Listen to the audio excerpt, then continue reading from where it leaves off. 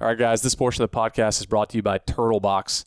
Guys, these are without a doubt the best outdoor portable speakers on the market. They are basically 100% waterproof, nearly indestructible. These things are insane. We have used them a lot on events hosting you guys, especially on Doe Day, and I have got 3 versions in front of me right now. I've got the new smallest Ranger. You get 12 hours of runtime out of this little guy. This is perfect for taking to the beach, or I take it on my boat a lot when I'm bass fishing. The one in the middle, this is the Gen 3 original. You're getting 25 hours of runtime out of the speaker. This is probably the most unanimous or universal used speaker. It's super easy and portable to carry around. It's really loud and gives you really good sound. And the new Grande, I played this sucker the other day. It is so loud. So if you're looking to bring the house down, you're throwing a party, the El Grande is definitely your move. 40 plus hours of runtime. It's got a really good bass to it, but the sound still sounds amazing. All of these have party mode, so you can link them all up and just really blow it out, get some surround sound going.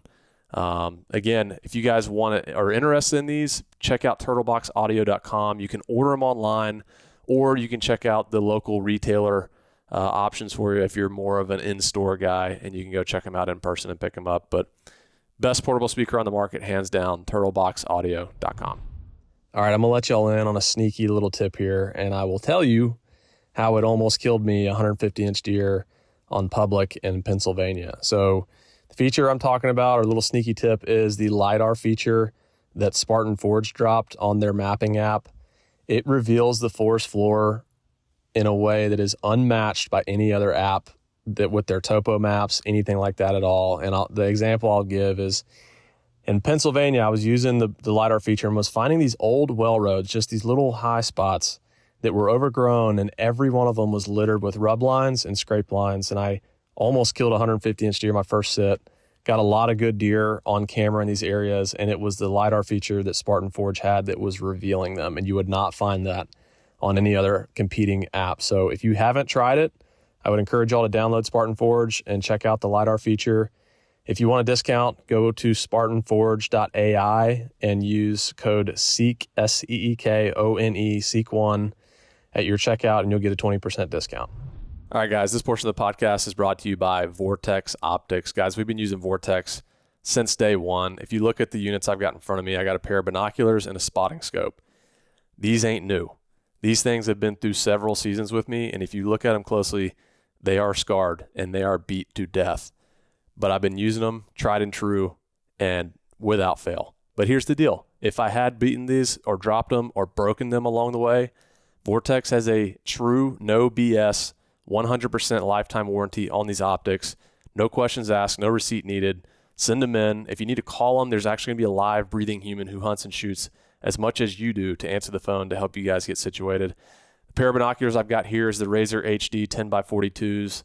These are my tried and true pair of binoculars. They're universal. I can use them basically anywhere in the country. And if I want to get a real close look, I'm pulling out this bad boy.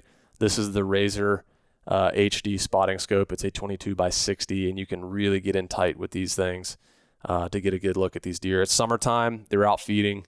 If you can lay eyes on them, your optics are super important. Study there a minute. We're going to keep rolling. And Vortex is the right call. We've been using them tried and true. We haven't used anything else, and we won't be. So if y'all are interested in checking them out, go to their website, vortexoptics.com, or check them out on our website, seek-one.com, search Vortex. You can find them there as well if you want to do some research on what item is the right fit for you. And do me a favor, go check out Vortex on all their social pages. They post some pretty cool stuff too. Appreciate you guys. Back to the podcast. Welcome back. Thank you, sir. Thanks for having me. Yeah. This is a podcast that it's an annual podcast at this point. It has become that, hasn't it? I wish that Drew was here to join us. He is actually he's in Canada right now, which is kind of wild. Hunting mooses. Meese. That's how you say that, plural. Actually? No. Fair. So I wish that he was here to join us, but glad you could make it. Yeah. Thanks for having me. Your podcast, and I want to make sure we're good here. Your podcast that we've done in the past is one of the more impactful and probably like highly requested podcasts that we get. I get a lot of traffic whenever I do your guys' podcast. A lot of people message me. Well, I think it's because people can see your genuineness and like uniqueness as a human. In case you didn't know that, you're a very unique human. Yeah, I don't know if I'd go that far, but your vulnerability too. Yeah, maybe. Your steadfastness. And I try to do that. Yeah, but I would like to start off by just a story since the last podcast that we did together, which was when we were actually in Pennsylvania at the Great American Outdoor Show, and a guy stopped by the booth up there, like specifically trying to find us, trying to get in front of us to basically relay a message to you too. And I can't remember. Did he reach out to you, or we got you on the phone with him? Yeah, he, no, one of your guys sent me his Instagram handle and then an email, I think. And then we emailed back and forth a couple of times. You know, you saved that guy's life, right? I wouldn't say I did. I'd probably say the Holy Spirit was working through me and it helped him. But yeah, I mean, he, as I recall, was contemplating suicide, which is more, an epidemic in this country, for reasons we can go into if we want to. But yeah, it was impactful. It's actually one of those things where I really have a hard time talking about it, not because that I don't want to, but really heavy stuff like that kind of, it's like a deer in the headlights for me. Like whenever that light gets shine on me, I don't know what to do or say. Like when I met him, I didn't know what to say. Like, but I probably came off like a dork. I was going to use another word. I don't think you needed to say much. But yeah, I mean, my company the guys in my company always say, or our company say, I have resting bill face. So I always look mad when I'm not. Yeah. Which I'm almost never mad. Right. Like I can't actually remember the last time I was really mad. Probably a year or two ago. I generally don't get mad about things. But everyone always thinks I'm mad, and I was talking to either Bo or Kurt, I can't remember, Martonic about it after, like I met the guy, and I was like, I just didn't know what to say in the moment. Like there's not much like to say. That probably comes off wrong. But. No, I think you said what you needed to say already. I think it was, to give a little context, it was a podcast that we filmed or recorded probably around a year ago. Was it Texas? It might have been Texas. When we were I don't turkey remember. hunting? I think it might have been Texas. Yeah, I think so. And then this is what this podcast, we're going to get into a lot. I haven't given any hunt updates of my September. Which I'm keen to hear about. That's a lot to unpack in and of itself. But we're going to just talk about some man stuff and talk about random stuff. I'm always poking and prying for information out of you on random subjects. So like this one it's always extremely entertaining. And we'll touch on a lot of things, but to bring people up to speed in the context what we're talking about is we did a podcast about a year ago, and we just got vulnerable. Yep. Talking about just man struggles, and you shared, I don't remember in particular like what story or what message, but it reached a guy that was, planning on ending his life. He actually came to the Pennsylvania show too. Yep. Just to express himself in person. And then I think he was able to talk to you on the phone as well. Yep.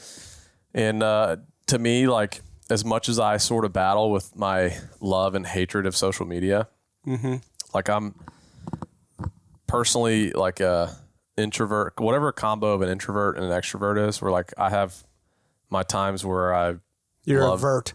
Yeah. Is that no?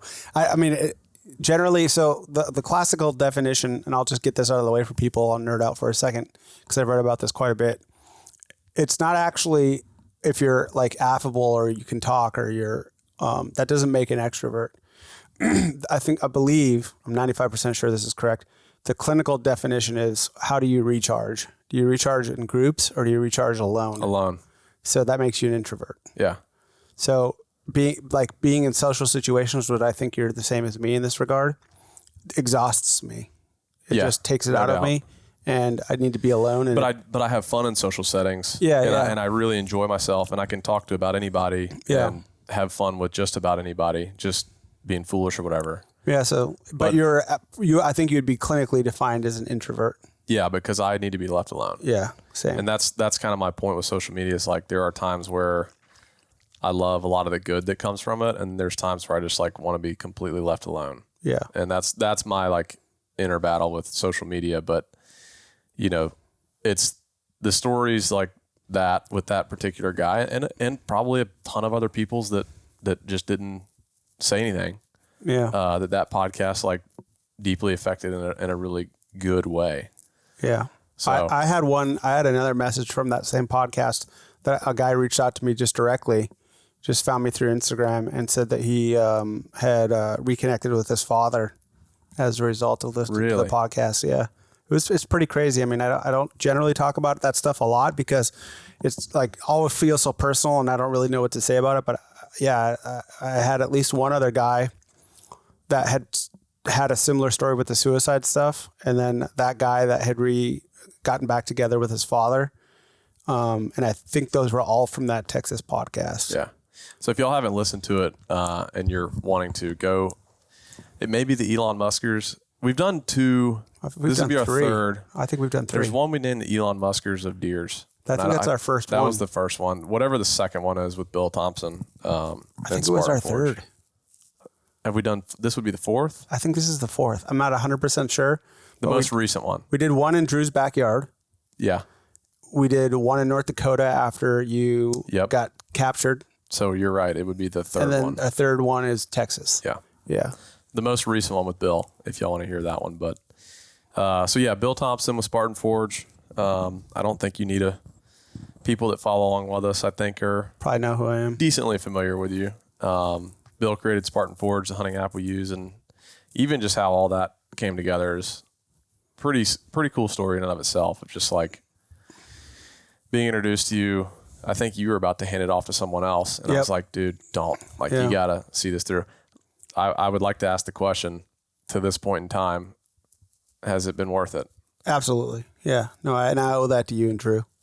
I was ready to hand it off very early on. And I don't know what my life would be like right now had I done it. Of course, what do you think you would be doing if you hadn't gone down the Spartan Forge route? Probably something else in software. I mean, generally I have software or hardware.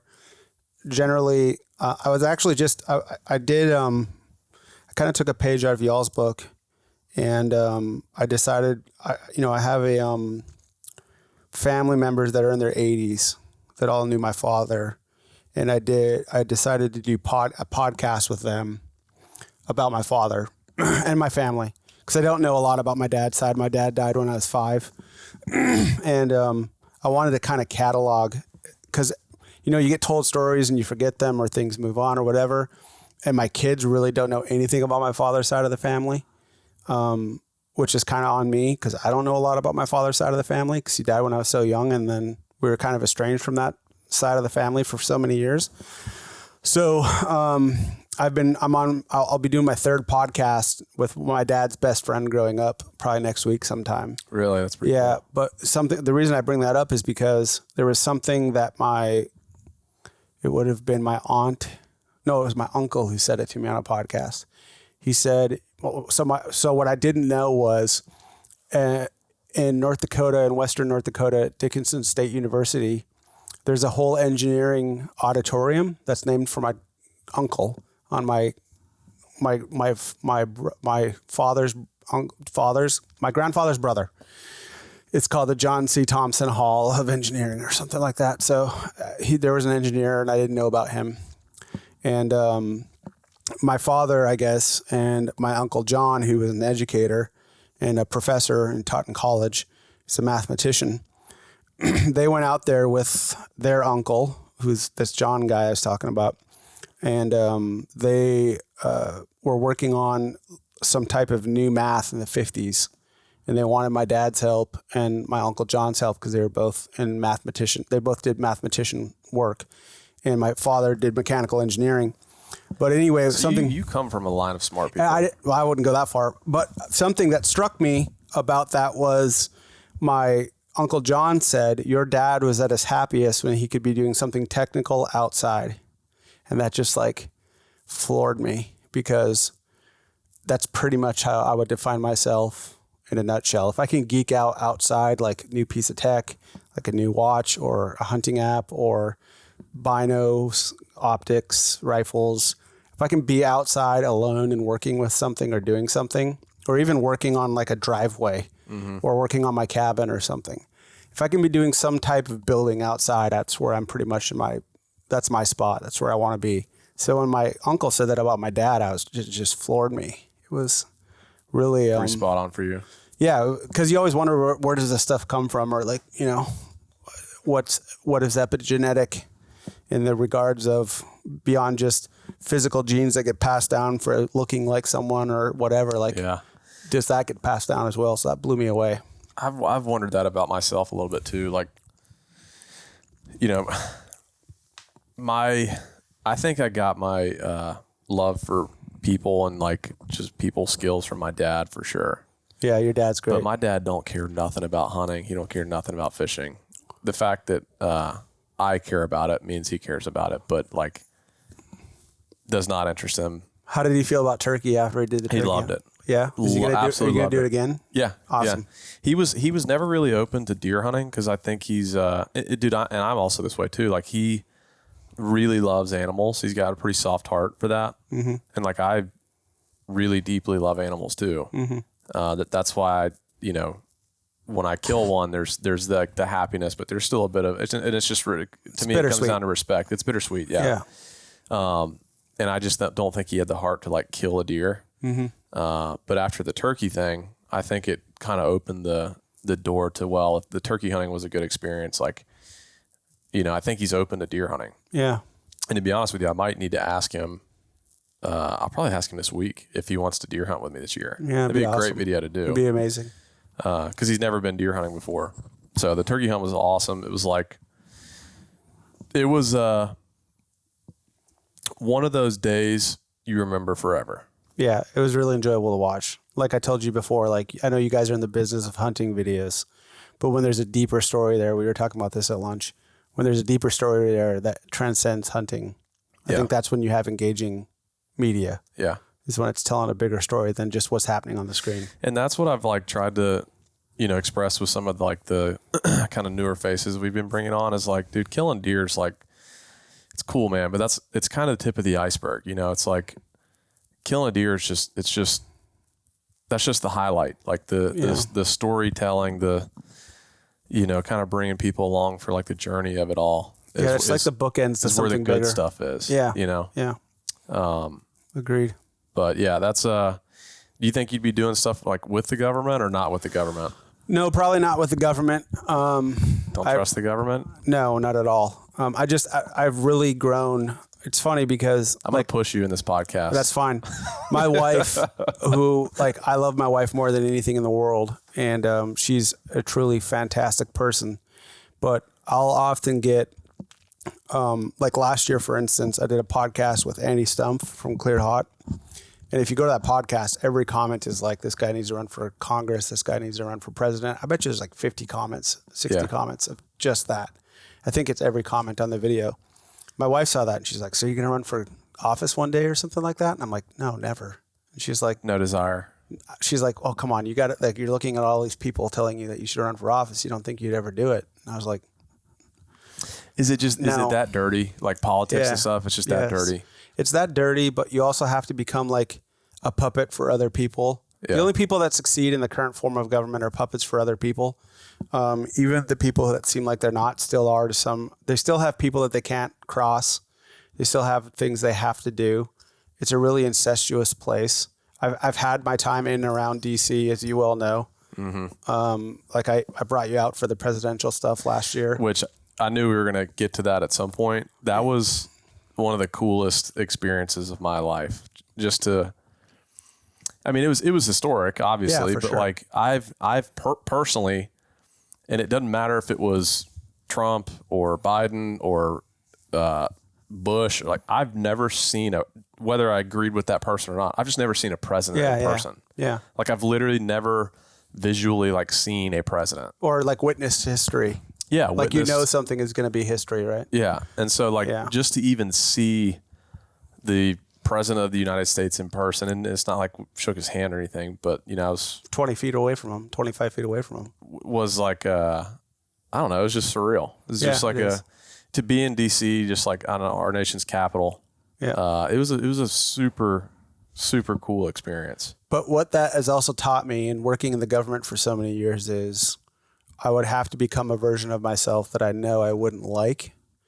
And really my kind of rules for life are only do things you'd be fine with your kids finding out about. Mm-hmm.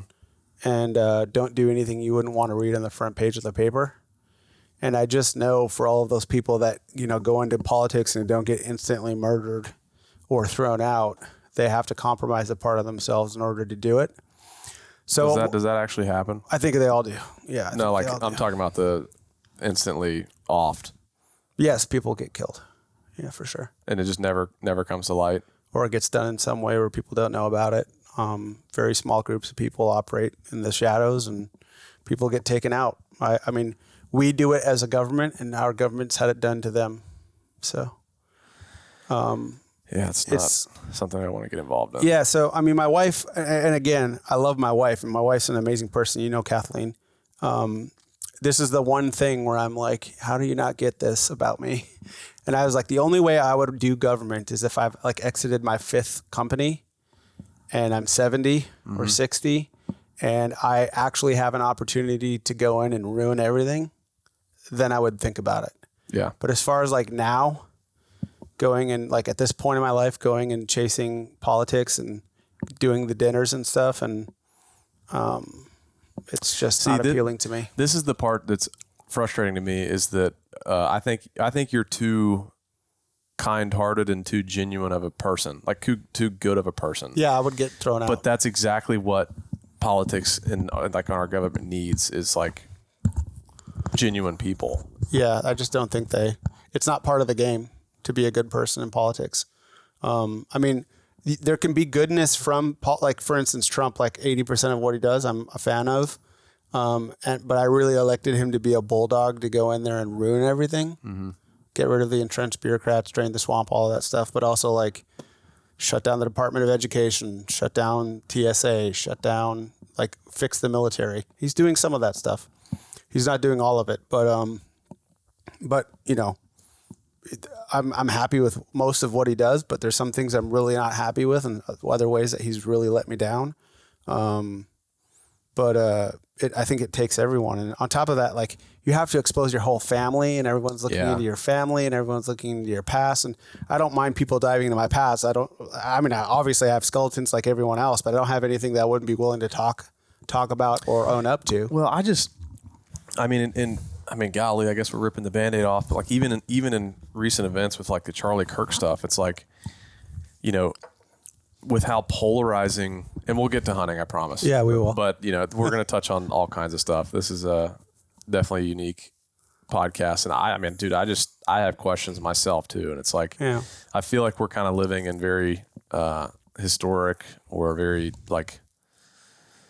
We're on a threshold. Yeah. Feels that way. As a country, we're on a threshold for sure. But like the Kirk thing is like, I don't want to be putting a target on my back or my family, especially with how polarized like people are these days politically. And that's why I say I would be killed, not because I'm a badass or I've got all these awesome beliefs or anything like that.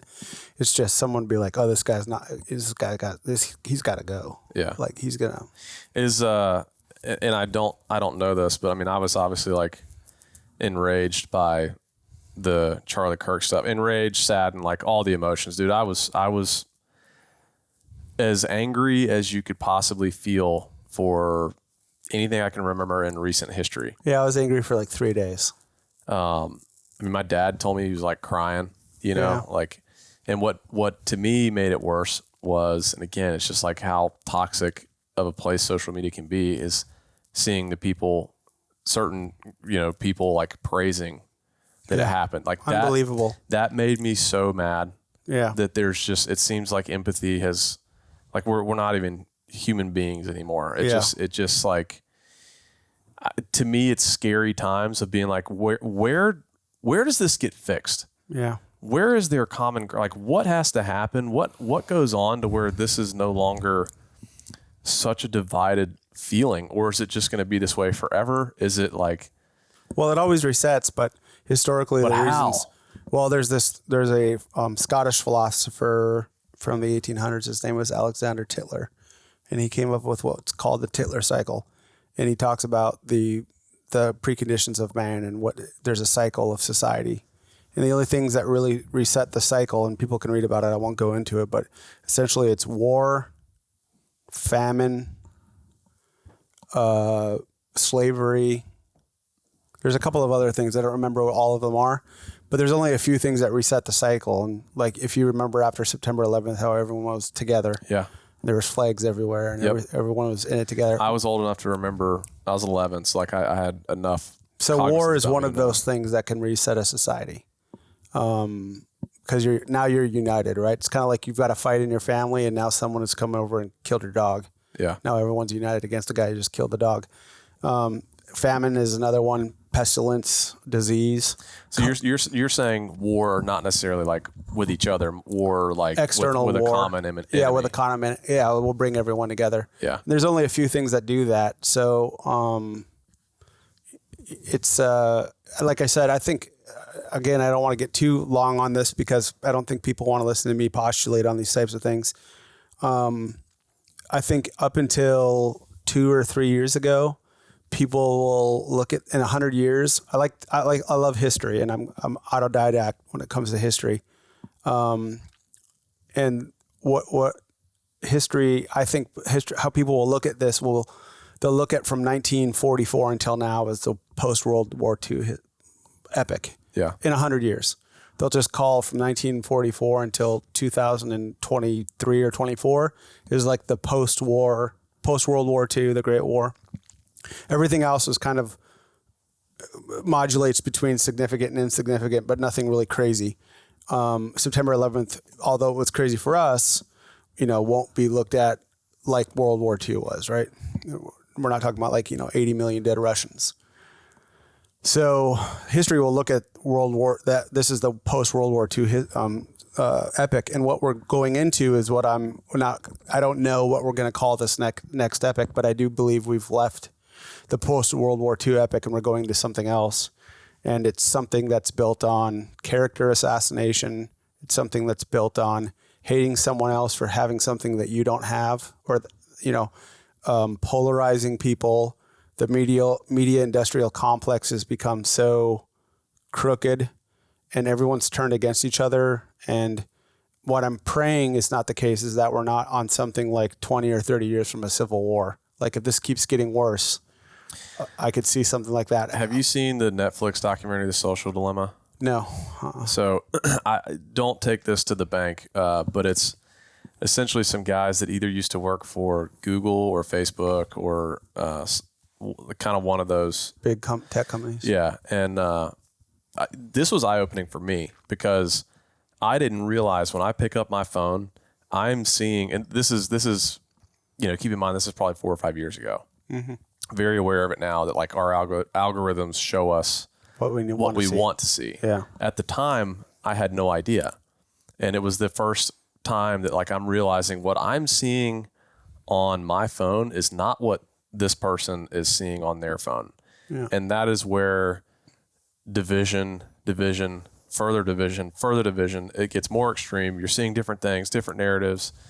And that's like, anyways, they unpack all this. And I think some of these former employees at these companies quit, I think for moral reasons. Yeah, makes sense. But the end, I remember this, at the end of the documentary, they basically asked the same question I asked you, which is like, where does this go? Like, where does this lead? Where does this end? I have a hopeful outlook and I have a negative outlook. Well, the answer that this former employee gave on that social dilemma, it was either the social divide or the social dilemma. But basically the end of his answer is like, where do you see this going? And he basically was like, civil war. Like, yeah. Because people are just getting further and further and further apart. And it's like violence, whatever is inevitable. And I pray I pray a lot for peace in this country. Like, I really hope and pray that like that's not what happens, but I just don't, and I've never talked about any of this publicly, or really politics in general. So like, for those interested in hearing on some of my stances personally, this is kind of their first look at it. So maybe it will interest people, maybe not, maybe they'll skip to the hunting part, but Yeah. I really hope it doesn't come down to that. And this is also what made me mad was, you know, when after the Charlie Kirk thing, I was sitting there thinking, and I was like, you know, who I really don't like is AOC. Yeah. Like I don't like her at all. But if she had been killed publicly like that, Of course. I would be praying for her and her family. Yep, for sure. Like 100%. Yeah. Like there's to me, there's no place for that kind of violence because you disagree with somebody. 100%. I don't care what they say. Yep. You know, that, I don't know, man. It's just recent events, and like, we haven't really talked about it, but you're kind of always the guy I bounce this stuff off of, because it's like, you know, what do you hear? And like, another thing I wanted to ask is like, is this the guy they have arrested? Is that even adding up, or is there serious loose ends there? There's loose ends. Yeah, I mean, to me, there's loose ends that the FBI need to start talking about, or they're going to create more problems. I was really excited about Kash Patel coming in. I knew him when he was a JSOC lawyer. He was a lawyer inside of the Joint Special Operations Command. Yeah. And I've got friends who are good friends with him. I was invited to his swearing in. I went to his swearing in and saw him get sworn in, and was there with, friends. And I was very excited about him going in. I still work with people that are very close to him. In fact, I was invited to something in Tennessee in a couple of weeks that I'm not going to because I don't believe he's doing a good job. And I can't go and support someone that I don't think's doing a good job. And, I was, so on the Kash Patel thing, I don't think I'll just leave it there. I shouldn't say anymore. That's fine. I don't think he's doing a good job, and I think he's added to the problems. And the FBI is a totally incompetent organization, and I can say that with knowledge, absolute certain knowledge that it's incompetent, and it's ran by incompetent people. And I'm not sure if the president knows that or if he's starting to catch on to it. But there's a lot of problems with how the Charlie Kirk thing was handled. First off, I can just go into like the simple stuff. Like, there's a lot of conspiracy theories, and I subscribe to a philosophical standpoint called Occam's razor. Have you heard of this? No. Occam's razor essentially says whatever the simplest explanation is for what you're looking at is likely the correct explanation. So in other words, we have on one hand, the FBI is doing a very poor job at this because they're allowing, instead of getting transparent about this or handling the whole thing competently, it's been a bunch of incompetence. We have the guy, we don't have the guy. Kash Patel's at a restaurant in DC tweeting. We've caught the guy a couple hours later. It wasn't the guy. They posted a rifle that was not the rifle that was used and said this was the rifle that was used. Really? And they called it a 30-06 from like World War II. That's what I originally heard. Yeah. And it was a black 30-06 that they posted that was made of like not wood, of some type of synthetic, like one you would get at Walmart.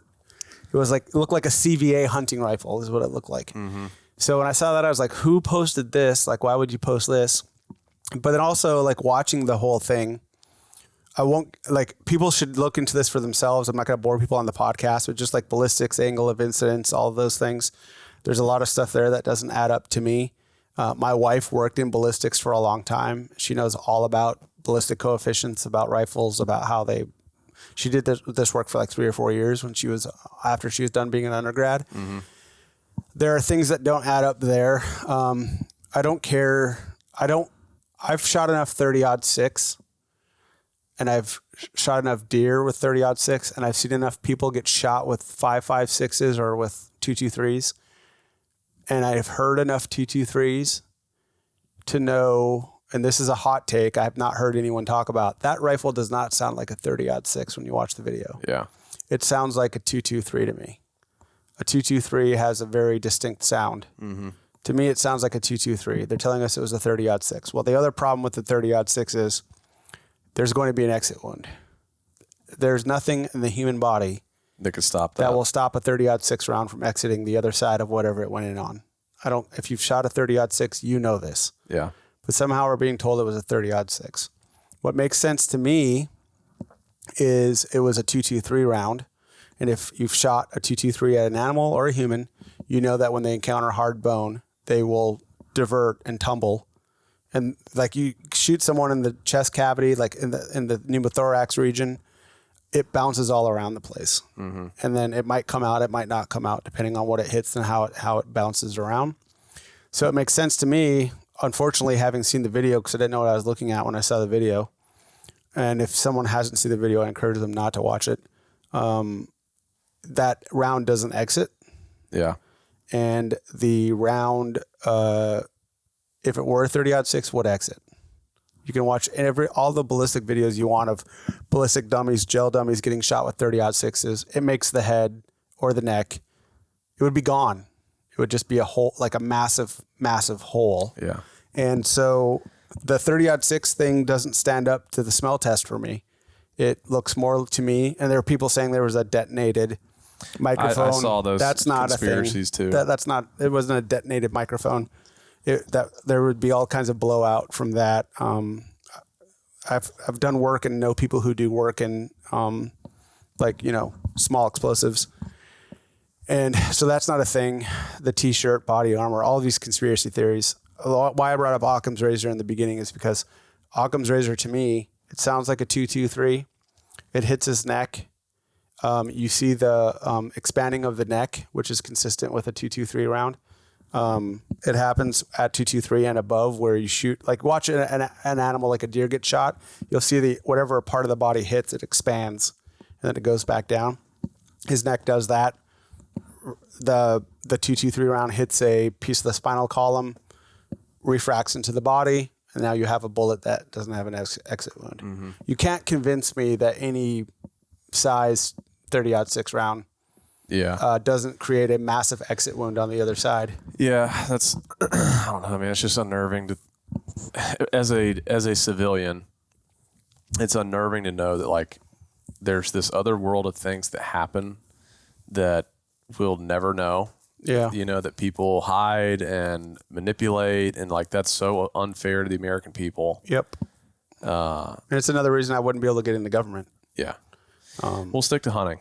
Yeah. We'll stick to hunting and hunting apps. How about that? That's what I want to do. I talked to a friend about this, and my charge is to build. Toss me that can. My charge is to build things that will increase the maximum amount of output of freedom for the individual. Yeah. So I started with hunting apps, but you know about the other things that I'm building that we've talked about, that I'll talk about at another time. And those products will leave the hunting industry, and there'll be other products, and still I'll do stuff within the hunting industry as well. But the rubric that everything that I build under will be, how do I build things in America for Americans that will increase and provide the maximum amount of output and will not require any kind of dependency from the American citizen on government or other people or business or whatever. Isn't that what was the like code encryption that y'all have, like where the information is extremely protected from in Spartan's app? Oh, I mean, it's the same thing that like Signal and other ones run. It's just a type of AES encryption. But even that's getting easier to break these days. So we're going to have to upgrade here pretty soon. We try to encrypt all of the data. We don't access the data. We don't harvest the data. Are there competing apps that do harvest the data? They harvest it and they sell it. So all of them? All the ones that I've looked into, which is, I think, all of them. They will go to another company and say, hey, we've got 3 million emails for people who are into hunting, and you're a new startup, you're making a duck call. We can give you an email list of all the people who have a duck pin inside of our app. It'll cost you $250,000, and then you can send them an email about your new product. So all your competitors are doing that. You're not. I will never do that. Yeah, I mean, that's kind of wild. Like, giving emails. I wonder that all the time too, because you know how many emails that I get in a given day where I'm like, where did this come from? I've never signed up for this ever. Yeah. They harvested, either there's a data broker involved or they went to a company that has your email and they paid them for the email list. But it's worse than that. They harvest the data. I was going to ask if it goes past emails. Yeah. So they'll go into, I'll be careful about what I say, but people can look this up for themselves. It'll go into the types of pins you're at in the app, your geographic location. So if it's a regional, say you're a regional bow shop, and now you just want and you're in Ohio. So now you just want all of the whitetail hunters that have regional pins in the Ohio region, and you don't want to buy all of the app, all of the emails because you don't have the budget for it. More targeted emails. More targeted emails. SEO is the term. Search engine optimization based on. So there's an adage in software development where if you're paying for a very robust product and it's very cheap or free, then you are the product. And what that means is I'll make up a gaming app and say it's whitetail big buck hunter, something like that, like you used to see in the arcades or whatever. You can be rest assured that 50, 70% of the people who download that app are hunters. And so they'll make that app for free. People will download it. And then now you've got 700,000 emails of people that you can sell to Cabela's or Bass Pro or whomever. And they will flood your inbox and your phone number and your texts with marketing stuff. And so, I mean, here's the thing. If people are aware of that and they participate in those systems and they're willing to give that data up knowingly for free, and they know that that's the price of getting this free app, sure, then go for it. Do your thing. Most times these things are buried in lawyer jargon somewhere like page 12 of the user agreement that people just have no idea that they're signing up for when they sign up for it. So I just on principle won't do that. Now, if we do a partnership, say with Seek One, like where we're like, hey, we're going to give away a hunt with Lee Ellis or something like that. We won't give you our emails, but we will have you construct an email and we'll send it out together to our own channels. That's fine. Yeah. They still know it's coming from Spartan Forge. They still know it's for something that we're doing for veterans or whomever else, but it will never be this furtive thing where I'm just like, hey, I've got 2 million emails and now I'm going to go to so-and-so startup and sell it to them for $400,000 to do X, Y, or Z. And here's their PIN information. Here's their addresses. Here's their phone numbers. Here's all of the things that they use to sign up.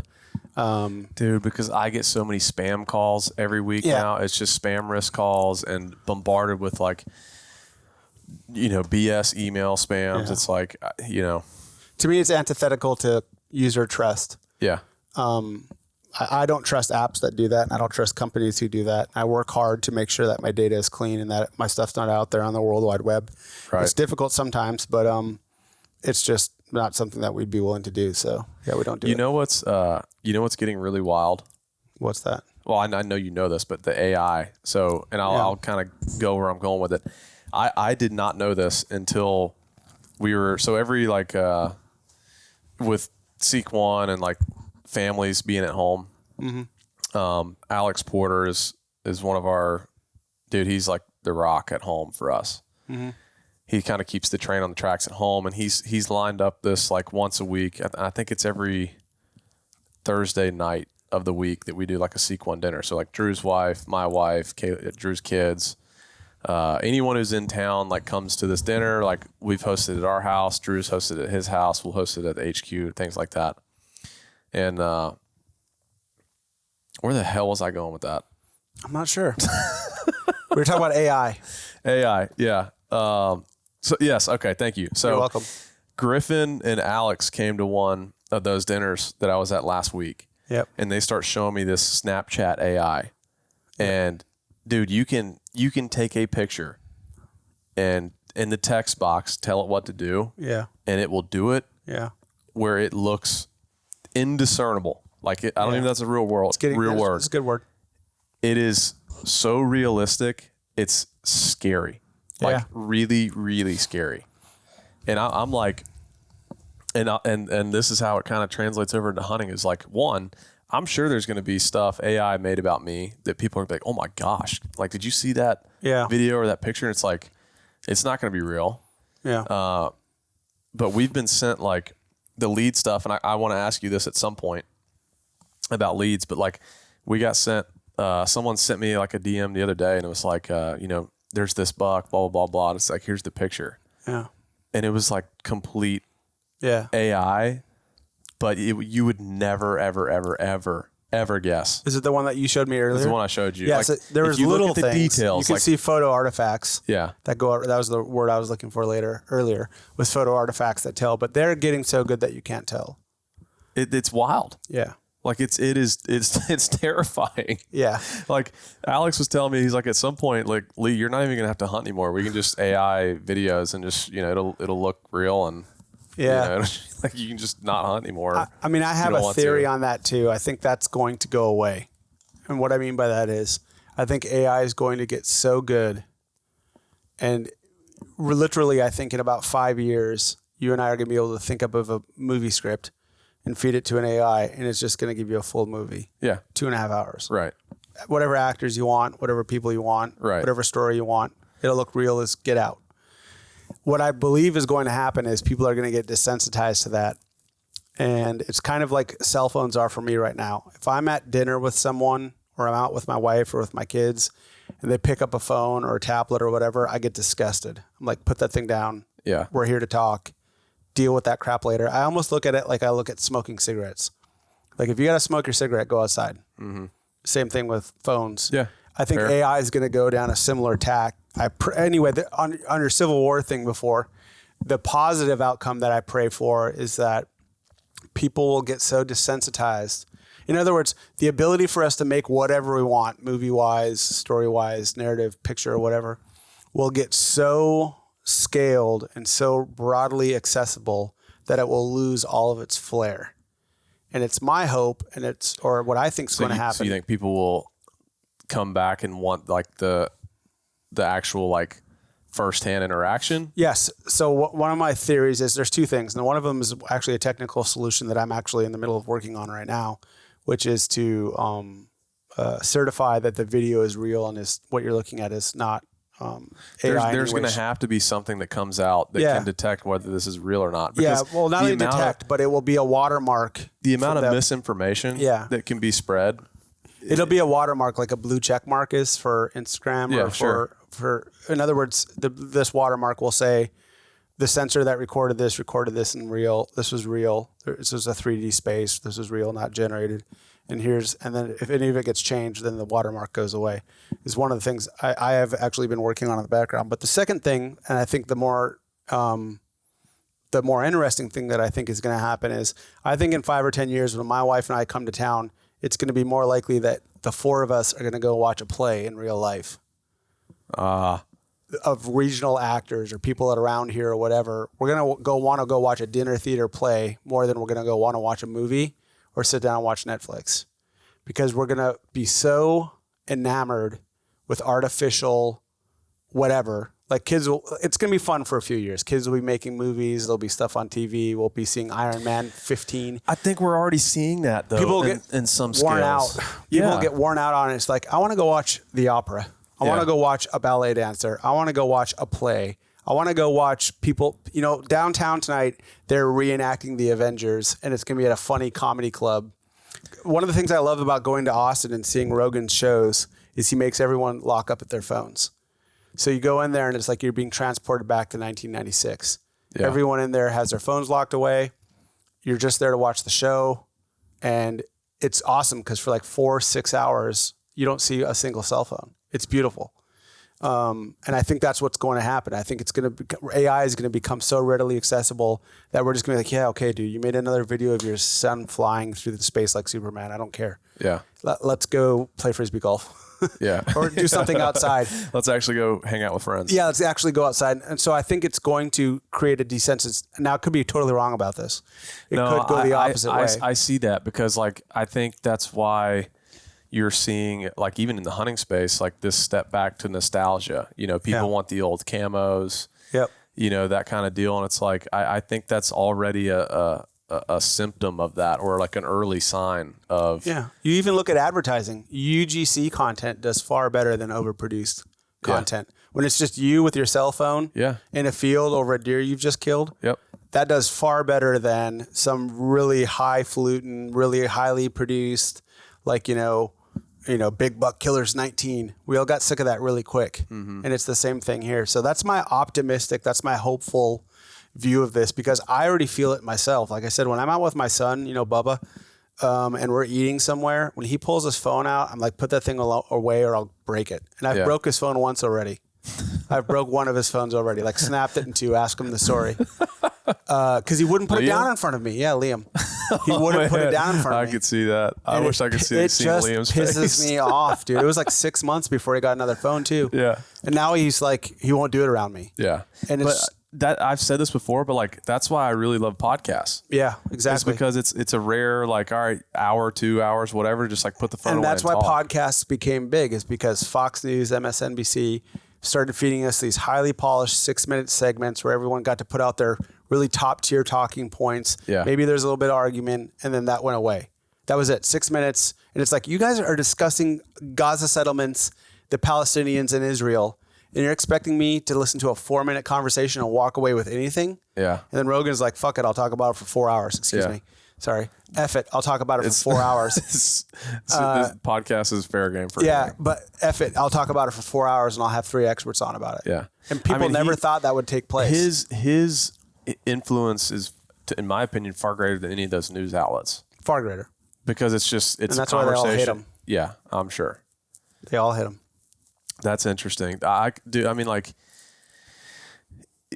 People's attention spans, like with how high frequency some of this, dude, I'm a sucker for it. Some of this AI stuff's hilarious. Oh yeah, no, it's funny. The Bigfoot stuff. Yeah, it's hilarious. It's funny. Don't get me wrong. I love that stuff too. Yeah. But that's what it's good for. Yeah. That's what it's good for, is like humor and like quick little snippets of stuff. I mean, look at like another way, I'll nail this. I'll put a final nail in this coffin. Look at movies over the past 20 years. We started getting CGI. There's a little bit of this, a little bit of that, and then Avatar. And then we had the high water mark for CGI in movies was like the Avengers, the final Avenger movie. Did $2 billion or something like that. Right. And then after that, Marvel couldn't sell a movie full of AI, full of CGI. All of their movies tanked since then. People got over it really quick. And now we want to see 4 people in a movie in a room. We want to watch Shane Gillis talk about tires in a shop. Yeah. We want to watch Rogan talk for 4 hours, because we quickly get desensitized to the overproduction. And even if it looks hyper real, our brain can pick up that this isn't real. And if the story's not, and like we talked about earlier when we were having lunch, if the story's not there and it's not airtight and good, and it's not a pattern that someone can pick up on and integrate in themselves and use in their own life, it doesn't matter how highly produced it is. It won't grab them. I wish that they would make movies like they used to. Yeah. Did you see Happy Gilmore 2? Yeah. What were your thoughts? I liked it. Oh my gosh, Bill, no. Just the beginning. I liked the end. For the first half I liked. The last half lost me. The first half I thought was fun. Yeah. Like seeing the old characters, the jokes, the homage and stuff like that. I liked the first half. Okay. The second half lost me. But the first half, I just liked seeing, the old jokes and Adam Sandler cutting it up. The ending was, the second half was terrible. That's what I'm saying. I mean, it was horrible. all dumb. It was all dumb. Yeah. But that's what, and again, like, to be fair, you have huge shoes to fill. Happy Gilmore is the original, was a classic. Yeah. And it's like anything after that is going to be so highly picked apart. But my point being is, like, some of it was funny, like the cameos with some of the pro. That's what I'm saying. I liked. Yeah, I thought some of that stuff and the beginning stuff was funny. Yeah. But yeah, it just, to me, also felt like it just was not even close to what I was hoping it was going to be. It was phoned in. Yeah, it just seemed like movies these days, it's just like, what can we get done and out the door? Yeah. And like, I wish they'd go back to movies like, for example, Top Gun, I think, is one of the ones in recent history where I'm like, that was, like, you go to the movie theater to watch that. Yeah, and that was the answer to Avengers, because Tom Cruise was in actual jets who was actually flying. Right. And America was great in this movie, and we were the good guys. And it was obviously Russian bad guys they were fighting, and people ask for that. People want that at a very deep level. Yeah. So that's how I feel about all that right there. Yeah. I like, that gives some hope. Yeah. Like, I kind of, I pray for that. I mean, I see it. And like I said, it's kind of like smoking. Everyone did it in the 60s and no one did it in the 90s. Yeah. Or 2000s. Now everybody's on these lip pillows. Now everyone's on lip pillows. But I introduced you to the lip pillows. You put me on the lip pillows. God bless you. I've got to share this because oh man, go for it. We were in Texas and it was, I guess we were driving across Texas. Well, it was around when we did the last podcast. We were driving across Texas and I think you were like tired or whatever. Oh yeah, I was dying. I was riding with Bill in the passenger seat. You were sleeping. Yeah, and Bill's like, you're just, I don't know. You said like, oh man, I'm tired. I was like, here, dying. Throw one of these in. Yeah, and it instantly took me back to like 2006 Iraq. Because in 2006 Iraq, we'd either fly or drive for like long periods of time. Yeah, and it was just desert and there's nothing to do. So you'd be like, I'm going to throw in some cha while I'm driving down the road and like listen to my Zune with, Tom Petty on and put in some Copenhagen or some Skol Mint. And I'd quit when I left Iraq because I started to get leukoplakia. What is that? I was brushing my teeth and my gums were starting to get raw, like fall away. Oh, mine. You don't get it from Zins. You need to be doing tobacco. Have you had these? No, what are those? Dude, these will mangle you. Oh, I haven't had those. The Rogues will mangle you. That's not leukoplakia either. Leukoplakia is from carcinogens and from the tobacco. And so I quit right away. And then I hadn't had nicotine in my system. And then when we were driving and... it was like I had changed your world. You changed my whole world. I was like, angels flying around me and rainbows. And I was just like, oh, I'm wide awake. And I don't mind driving for 6 more hours. And now I haven't stopped since then. Has a day gone by since that day? No, not one. You're up to 9 milligrams now too. 9 milligrams. Yeah, I gotta step away here pretty soon because I 9 started at milligrams 3s, is too much. got to 6s, and then I've been trying to step back to 3s just to try and tone it down a notch. But. Yeah, it gets to be too much too because now I like in the morning I won't do one for an hour because it was for a while. I'd wake up in the morning, the first thing I'd do is pop one in. Yeah. Now I'm like, nope, gotta wait an hour. I'll be honest with you, like turkey hunting in the spring. Oh yeah. First light. Yeah. You're out there throwing it. Wonderful. Oh man. Dude, there's nothing better than a mint Tucker Carlson, whatever those things are called. What are they called? The Alps. Not Velos, the Alps. A mint Alps and a black coffee. Yeah. You're out of your mind if you don't love that. If you don't love that, I don't know what to do with you. It's it's literally like that Instagram reel that I showed you. It's like, yes, it is. It's this, I know some people that are watching have probably seen it. It's this like what a Zen looks like underneath a microscope. Yeah. And it just like, it flashes to like a great white shark breaching out of the ocean. Yeah. 2 grizzly bears fighting and just like tanks going off. And it's just like, oh man. It's awesome. It's awesome. And now I go home and every year, I think you know this, but every year I go home, I usually help with harvest in North Dakota. Yeah. And one of the people think I'm crazy when I do it because a lot of years I do it and I just donate the money that I make. In fact, a couple of years ago I donated it to my church, but sometimes I'll use it to like take my wife on a vacation or something like that. But I go home every year because these guys are like, we can't find drivers anymore. And there's a part of me that loves being able to do tasks that finish. It's like my son is supposed to mow the lawn. Yeah. I like to mow the lawn because I start it and I end it and it's done. It's a task that's done. Like with Spartan Forge, there's never an end. With software development, there's never an end. With working on encryption or helping out buddies like you who have questions about technical stuff, like none of that ever ends. It's always a new thing or something I got to update myself on. The job's never done. And I love doing harvest even for like a week or 2 weeks when I'm home. I'll scout, I'll throw out cameras, I'll still take meetings with Spartan Forge, but then I'll drive for 12 hours. And now pop one in, good to go. I'm good to go for the next 12 hours. Luckily for those listening, like we have an older demographic that listens to our podcast. It's really not any like 18 and under. Yeah. Well, listeners. Yeah. I mean, kids shouldn't be doing that crap anyway. No, not promoting it at all, but dudes will be dudes. And this is a format. I don't know if we can say we wouldn't promote it at all, but yeah, we wouldn't promote it for kids, just like we wouldn't promote beer for kids. No. Like, you know. So the podcast is a format for dudes to be dudes. Dudes to be dudes. And it is what it is. And it's 100% 2 great white sharks in the ocean. Just breaching on a seal. Just boom. Yep. It's exactly what it feels like. It's wonderful. What, you want to get into hunt stuff? Sure. I'll get into whatever you want to get into. I've had tell me about September, dude. I can't really say that. It's been a weird September. Really? Yeah. It's been a weird September. Some would say it was probably the best September anyone could imagine, but go ahead. Yeah. Yeah. I mean, dude, yes. Like, so I went on my first elk hunt. But it's been a weird September. Like, it's been, I need to say this in a way that doesn't piss some people off. Don't worry about that. Like, there's been some trials. Like, I mean, on paper, phenomenal start to the year. Like, I killed a big deer at home.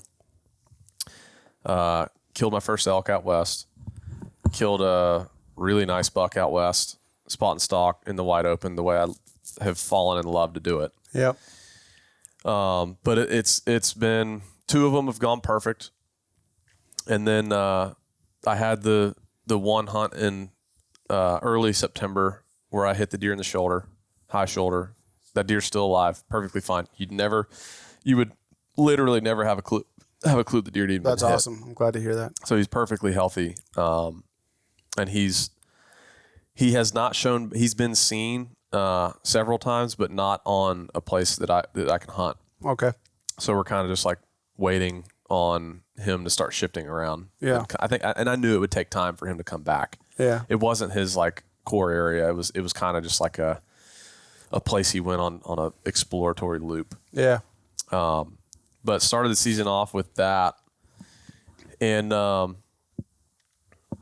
you know, I'm not going to say that I'm glad that happened, but in a way I am, you know, like there's like, for example, last year, everything went perfect. Mm-hmm. Like literally everything went perfect. And in all reality, like that's not reality. Right. I just had one of those years where it was like everything died within seconds. Yeah. And I've been on a heater for several seasons. Yeah. Where stuff has died quick. And this year with that happening, it's like I'm in the moment of it. I was like, what the hell? Like this sucks. Yeah. And it did suck, and it still sucks. But I'm kind of glad that I was able to share an experience like that. You know, like if I'd have killed a deer, it would have been amazing, and people would have. It would have been the normal response of people, you know, giving really positive feedback and congratulations and like that's great and all. But to me, I think it was more meaningful to share an experience that doesn't go right. Yeah.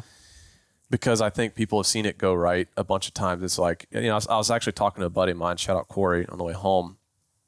And I was telling the story of it. And he's like, man, can I be honest with you? I was like, sure. He goes, I kind of want to see you struggle. He's like, don't get me wrong. I'm rooting for you, like as hard as you can root for someone because you're my friend. Yeah.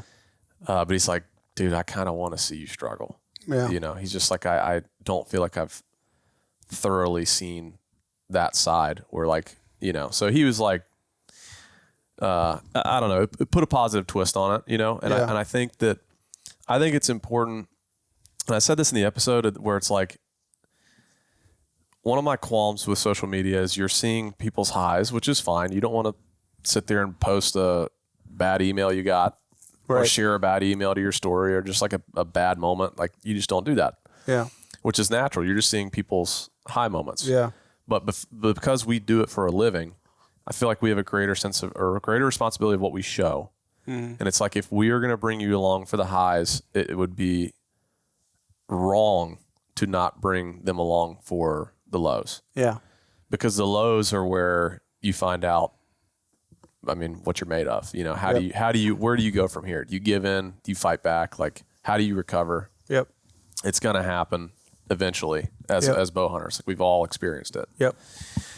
So that one was rough, and man, it can really send you into a headspace of like, you know, even as coming off of a season like I had last year and as much confidence as I have with a bow right now, I'm more confident with a bow than I've ever been in my life. But even one experience like that it's almost like a golfer or someone who's like a baseball player that goes into a slump. Yep. They have a few strikeouts, a couple bad games in a row. They start getting in their own head, and they're like, "Man, am am I capable of doing this? You know, they're getting frustrated with themselves and they get in this like slump, and it takes them a minute to break out of it. It's the same with golf. You know, it's very mental. Yeah. Bow hunting is very mental. Yep. And I, out of that hunt, was just like a little shook, just being like, dude, like, man, you know, just in your head, like what's wrong with me? You know, what I do this, blah, blah, blah, blah, blah, blah, blah, blah. And I was fortunate enough to like take a deep breath, come home, regroup at home. Like I was chasing this deer and, got him second, let's see. So not opening day Saturday, but the Sunday. Heart shot him. He went, 30 yards and fell over, and it felt good to kind of rebound, if that makes sense. Yep. The whitetail out west, same thing. Like it was with a muzzleloader, and the reason in the post that and this is also stupid, but it's like the reason the post that I didn't say it was with a muzzleloader or post a picture of a muzzleloader is that we would get flagged. Right. And YouTube would kill it. Instagram, yeah. Instagram would flag the post, basically shadow ban you, and until you deleted the post, you wouldn't be shown again. And even then, they'll still keep you shadow banned for a while. Yeah. So it's like I had to kind of like I didn't want to say type the word muzzleloader, right? Because it just triggers and flags. So, but dropped him. It's just like the muzzleloader I'm shooting to. It's not. There are some muzzleloaders that you can shoot like 500 yards, no problem. Oh yeah. This Those one was CVAs, man, can fly. This one I was shooting was like I was confident to 150, and I would have shot. So I was confident to 200, but I wanted it 150 in. Yep. I got to like 75 yards from this deer, and honestly, if I had a bow, like I probably could have slipped up another. I could have cut the distance and probably killed him with a bow. 45 yards. But got that one with a muzzleloader, and then that one was just fun, man. But the elk hunt, and this is like again, I show up into camp, and just dude, like shooting the bow, just we were I think we were in camp 5 or 6 days. It took us down to the last day, and this was a private land hunt. Mm-hmm. Yeti set it up, and I'm like, just beyond blessed and grateful that they did that. Yep. Because I look at it like, dude, I'm a kid from Atlanta. We just picked up a camera and started filming some deer stories. I'm the last person on earth that should be in this industry, where a company like Yeti would be like, hey, I know you've never hunted elk. We would love to, we have this hunt. We have this opportunity. We're looking to send an ambassador. Mm-hmm. You game. The fact that I was that guy that got to go where a company like Yeti would do that is to me, I still have to sort of pinch myself a bit. Yeah, for sure. And it's a little bit of a guilty feeling. I don't know how to interpret that, but it feels guilty of why me? Why guilty? I don't know, man. I say the word I feel undeserving. That's a different word. Yeah, but I think I just feel guilty. I don't really know how to explain it. It's almost like a why me? I feel like there's people that deserved it way more. Yeah. Yeah. If that makes sense. I don't get guilty. I get undeserving.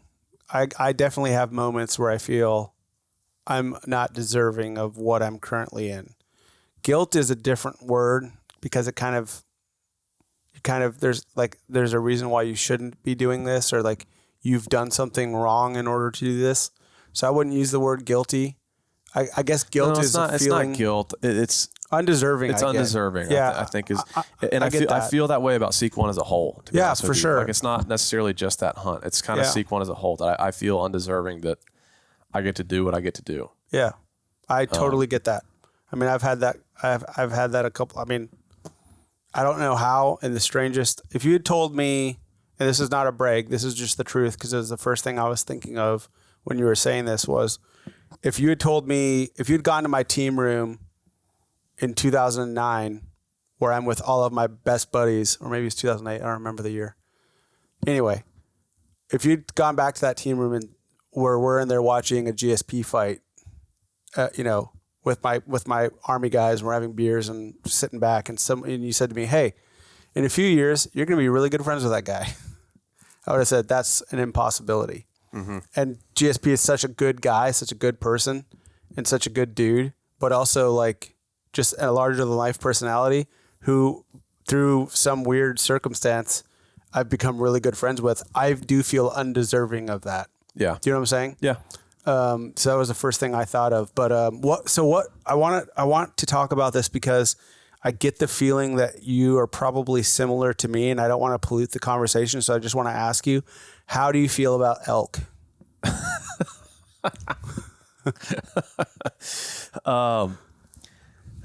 It was a pretty unreal experience. Yeah. It was not a public land grind like a lot of people like Drew and I have done the last couple of years. You and Drew have experienced. Yeah. That's not what this was. This was like, hey, come have a fun hunt. Yeah, yeah. Almost like we did with bear in Canada. Yeah, and it's like everything.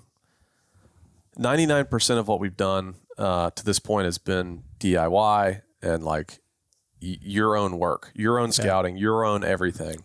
Yeah. And this was kind of like, it was almost like when I went to Cactus Jack with Levi. Yeah. He invited me out there. Yep. It was the same thing where it was like, this is not a hunt where we're out here just busting our ass. Yeah. You know, like scouting and all this hard work. It's like, it was just a fun hunt. Yeah. To just like be there with friends. Yep. You know, there's a lot of animals. Like, just enjoy yourself. Like, that's kind of what it was. Yep.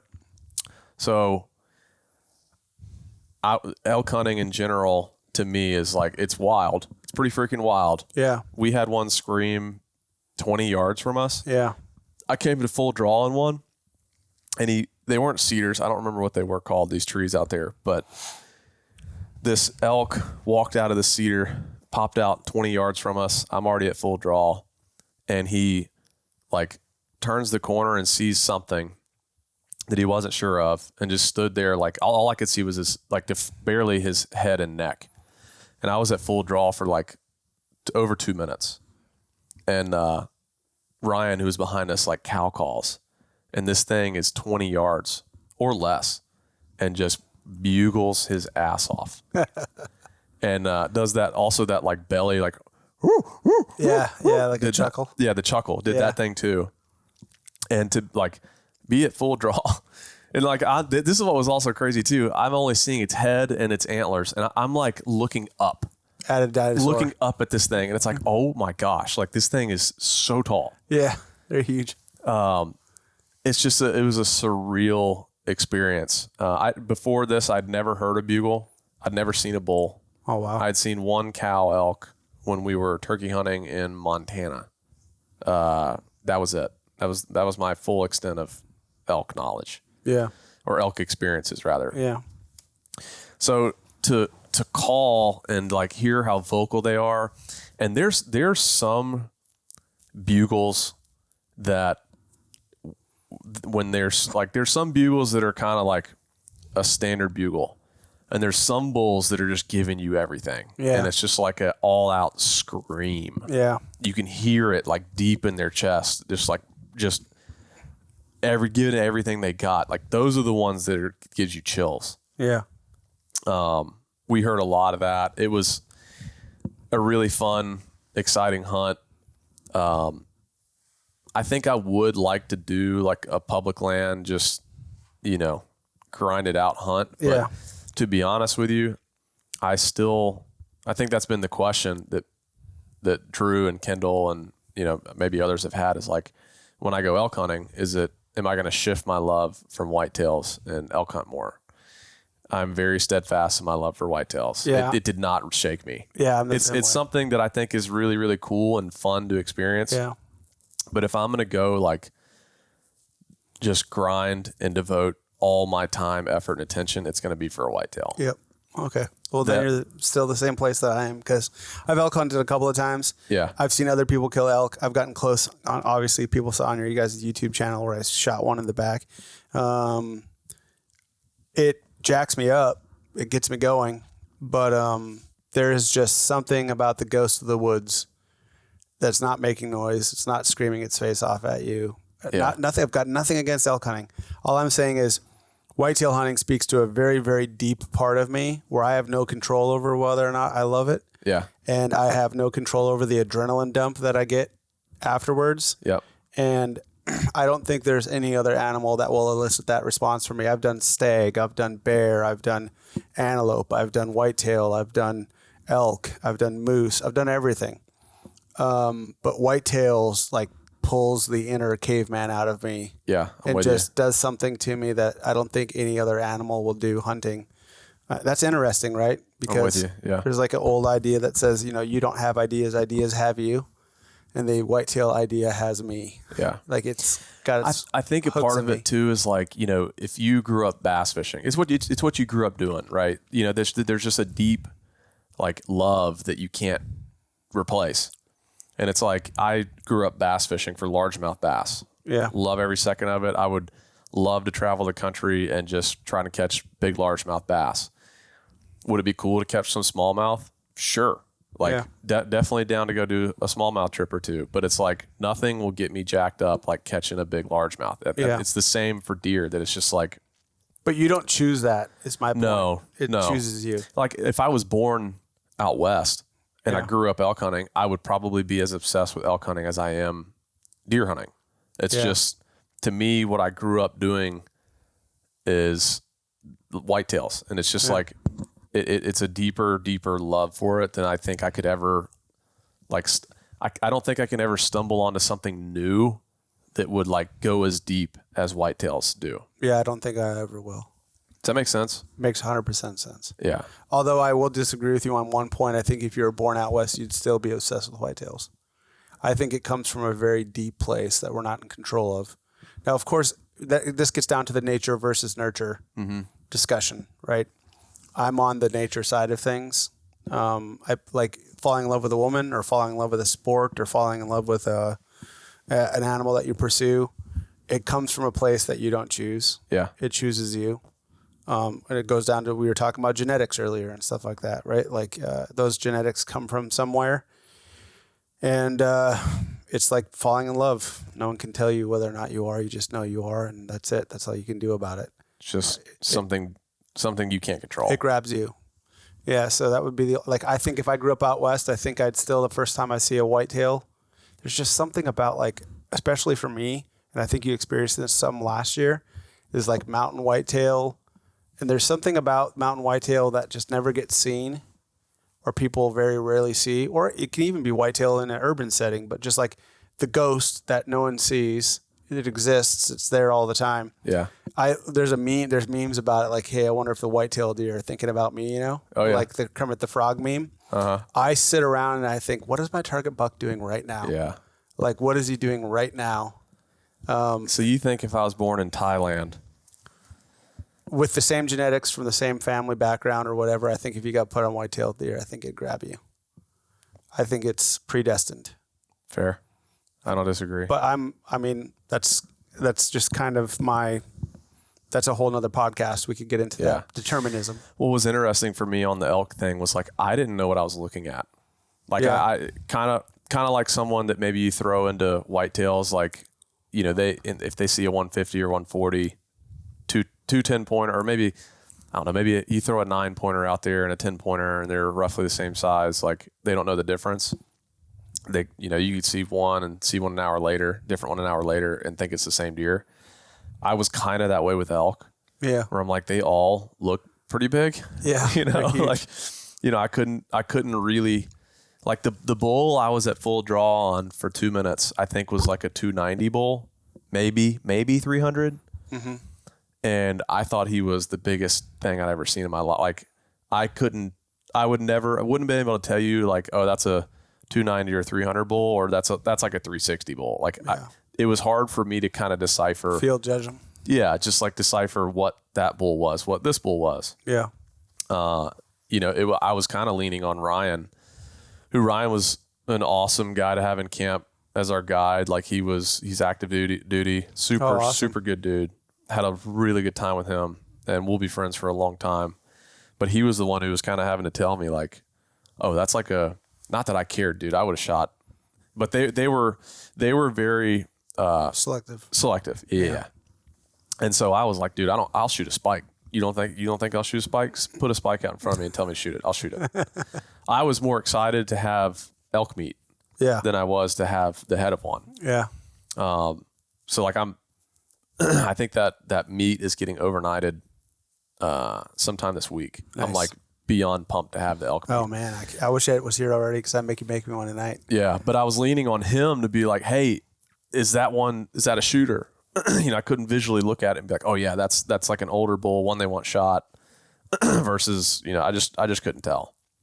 So I was leaning a lot on him. And I whenever going into something like that, I never ever, and this is what I would encourage a lot of people is like, we don't have it figured out. You never have it all figured out. Never. So like I did not go into that hunt with any kind of preconceived notions of like, I know what I'm doing for elk. They're a totally different animal. You can get away with different things on elk that you can't with whitetails, and like learning your, movements of what you can and can't do. Like there's a learning curve to that. So like I was just trying to soak up I was trying to be a sponge and just learn as much as I could from him and what he's saying, that they, how they act, what they do, this, that, and the other. Like he had intimate knowledge of how these elk work that ranch and stuff. And so like I was just trying to learn and absorb as much as I possibly could. And it's the same. I've had people say this to me when I have conversations with dudes about hunting whitetails. Sometimes they'll be like, Lee, you kind of approach the conversation of like, you almost like, if I didn't know you, I would almost like say, you know very little about whitetails. You just took the words out of my mouth because you ask so many questions. Yeah.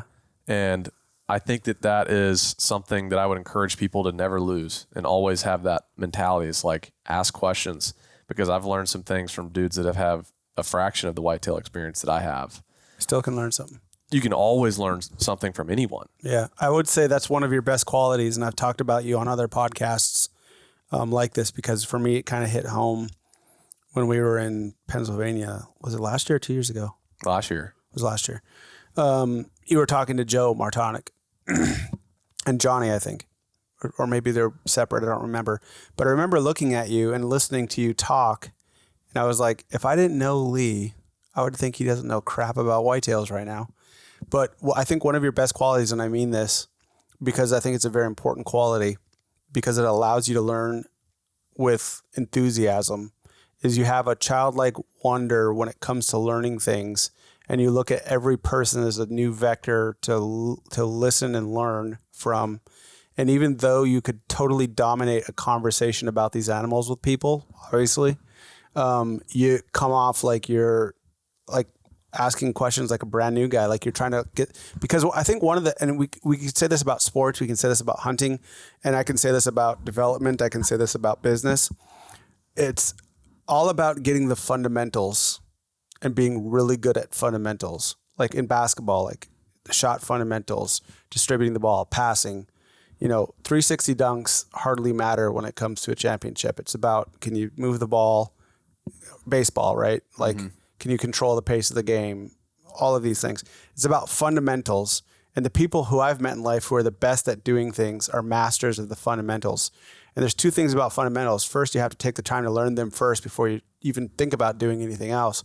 But then secondly, you have to keep coming back to them and re-examining things that you look at with a dogmatic lens, or like something that you look at as being a, what would you call it? You would look at it as being a universal truth about something. Like, you must do this to whitetail hunt. I've seen you revisit those, like, axiomatic is the word, statements about whitetail hunting. Like, here are the basics that you need to do to be a good whitetail hunter. And you can build on those things. But what's important in life and in hunting and in being a father and being a son and being a friend is always get back to the bare bones of why you do what you do and re-examine those things and look at them with as many different angles as you can and say, yeah, and in science, when you're running a scientific experiment, you want to do multimodal analysis. You want to examine something in as many different ways as you can to determine whether or not it's true. Yeah. And that's something I see you do every time whether it's with Johnny or Kurt, or I'm sorry, Joe, or with other whitetail hunters that I've seen you around, or even just guys that we meet and you're having a conversation at like a convention or something. You have that, and I say this as a term of endearment, but it's like a childlike quality where you can really get amped up about talking about the fundamentals of whitetail or how people see things differently. And I think that's a superpower for you, because most people move past that and never have those conversations again. But then they ultimately will find out that in this situation, something that they thought was an axiomatic truth, something that they thought they could rely on, tried and true every time, will fail them. And they will have never been able to anticipate that failure because they never looked at it with a different optic. Well, here's the thing. Like, when we go to Pennsylvania and we're hunting up there, those deer are different. Yeah. They act different. They're in different, these deer are they're products of their environment. Yeah. And it's like, I am not about to pretend like I am a master at hunting Pennsylvania bigwoods. Right. I don't know what those deer are foraging on. There's forage up there that doesn't even exist in states that I hunt. Yeah. So it's like, that's what I'm trying to pick up and learn from these guys is like, what are these deer feeding on? Like, why are these deer doing what they're doing? Like trying to figure out the deer and their habits. Yeah. And like just pick other people's brains on like sometimes very basic questions to understand that particular whitetail in that particular setting and why they do what they do. Because I think you could go about it the wrong way and just like be hitting dead end roads. But it's like when you have someone who has that expertise and knowledge. Now, if Joe were to come to Atlanta and ask about, hunting around here, it's like, I'm going to probably be the one. I'm probably not going to be asking Joe questions about, the habitats and stuff around here. Yeah. It's just different. But like, as we explore new places and as I'd always just love picking other people's brains on how they see the world differently, the whitetail world kind of differently. And I just try to pick up and learn anything that I possibly can along the way. Yeah. I mean, I think you overlook that strength in yourself, because it especially when people have had a modicum of success, which you've had a lot more than a modicum of success. When people have had success in a particular domain, then they tend to get away from the fundamentals. And there's only a few people that I know for people. So I'm not the best whitetail hunter ever. I would say I'm a C+, somewhere in there. But I know what a good whitetail hunter looks like. Kind of like when you've done jiu-jitsu or basketball or baseball for long enough. You don't have to be at Michael Jordan's level or GSP's level to know what that person looks like. Mm-hmm. So you can pick up on it. I've only really ever seen this, and just by coincidence, they're the three best whitetail hunters that I know, period, are you, Joe, and Johnny. Johnny Stewart, who is an animal. Joe, who is just, 45 years of knowledge, and yourself. Honored to be compared to those two guys, by the way. The thing that all three of you have is I can call you guys at any time and we can nerd about deer for 4 hours. Yeah. And talk about it and just talk about the fundamentals and talk about shots or browse, forage, different types of this, different types of that, effects of this on this. Strategy too. I love talking strategy. Yeah. And so that childlike, wonder when it comes to these types of things is not easily you can't replicate it. You can't fake it. It can't come from nowhere. It has to be there. And then you have to run with it and not get too big for your britches. And I think that's something the three of you all do, is just like always thinking about whitetail. I mean, if I'm calling you, you're usually, and this is something I was going to mention earlier and I didn't say it, is like you were talking about having success and the problems with social media, and that you're getting the positives and the blah, blah, blah, blah, blah, and all those things, which I agree with all of those. But I think something that being friends with you, Joe, and Johnny over the past 3 years has taught me is every time I'm calling you guys or dealing with you guys, you're coming from a scouting trip, you're going to a scouting trip, you're running cameras, you're studying maps, you're looking at whatever, and you're always thinking about these things because it drives you in a way. So when people are watching your guys' successes in the video, they're not watching you on your 12th, 10-hour drive to go somewhere and drop some cameras or to talk to a landowner or do whatever. And most people aren't willing to do those things. And that's fine, except for when those same people crawl online and start complaining about someone else's success because it's a coping mechanism, because they haven't gotten to the realization that they're not willing to put in the hours that you guys put in. And if people put in the hours, if it's that important to them that they would complain about it online, then it should be that important to them that they would go out and put the hours in themselves, and then they would understand everything that goes behind it. And I've had just a small amount of this because my video with Drew just came out, where we did the helicopter drop with the elk. That was 9 days of 10 to 12 miles a day of walking. And it kind of got funny, but there was a little, did you watch the video? Have you seen it? I watched most of it. Yeah, there's a little speech I gave to Drew, like right around like day 6 or 7, where we were both talking about packing it up because we were just getting our teeth kicked in. I remember this one. And I just was walking outside from the we got a hotel that night because we'd just gotten off the helicopter. Or no, we'd moved or done something. Oh yeah, that's right. We were down south in my place and we came up north. We didn't know we were going to hunt yet, so we got a hotel for the night. We were walking out from the hotel in the morning. There's an American flag up there, and the American flag just inspired the crap out of me. And I was like, no, I don't want to quit. And I said, in fact, if my son were calling me and saying he wanted to quit, I would tell him, do not quit. Like, keep pushing. So I quoted it in there, and I don't know if it made it into the video or not, but one of my favorite stories in the Bible is David versus Goliath, which is actually something kind of I'm going through right now in my own life. But, David basically says, is there not a cause? And I almost can't say that verse without choking up, because there's always a cause. There's always a cause to work. There's always a cause to be a good person, to tell the truth, to be a good father, a good brother, a good friend. And if you're ever going to abandon that endeavor, then you have to ask yourself why you ever went in the first place. So if you're not willing to put it all on the line and push until the very end, then maybe don't start in the first place. Like, if you're going to just quit after 3 days or 5 days or whatever and be like, no, there's a cause and you should pursue it with your whole heart. So that was, but that's again, something that I see in you guys, and I try to emulate or like work after it, because I care deeply about whitetail hunting. I care deeply about the outdoors. I care deeply about friends, and deer camp to me is as much fun. Even the deer camp we have here at Domageddon is as much fun as the hunt itself.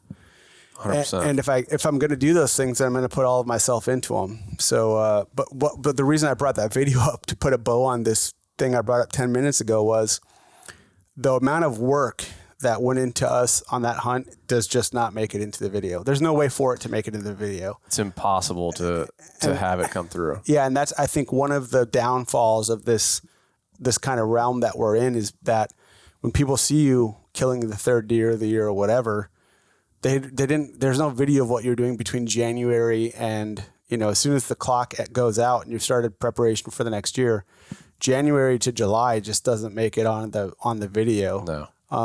So, that, I think that's important for people to understand is, if you want a bit of the success that guys that I just mentioned, such as yourself, enjoy, you need to be willing to put in all of that work beforehand and be ready to deal with the fact that it may end up that you get nothing out of it. Yeah.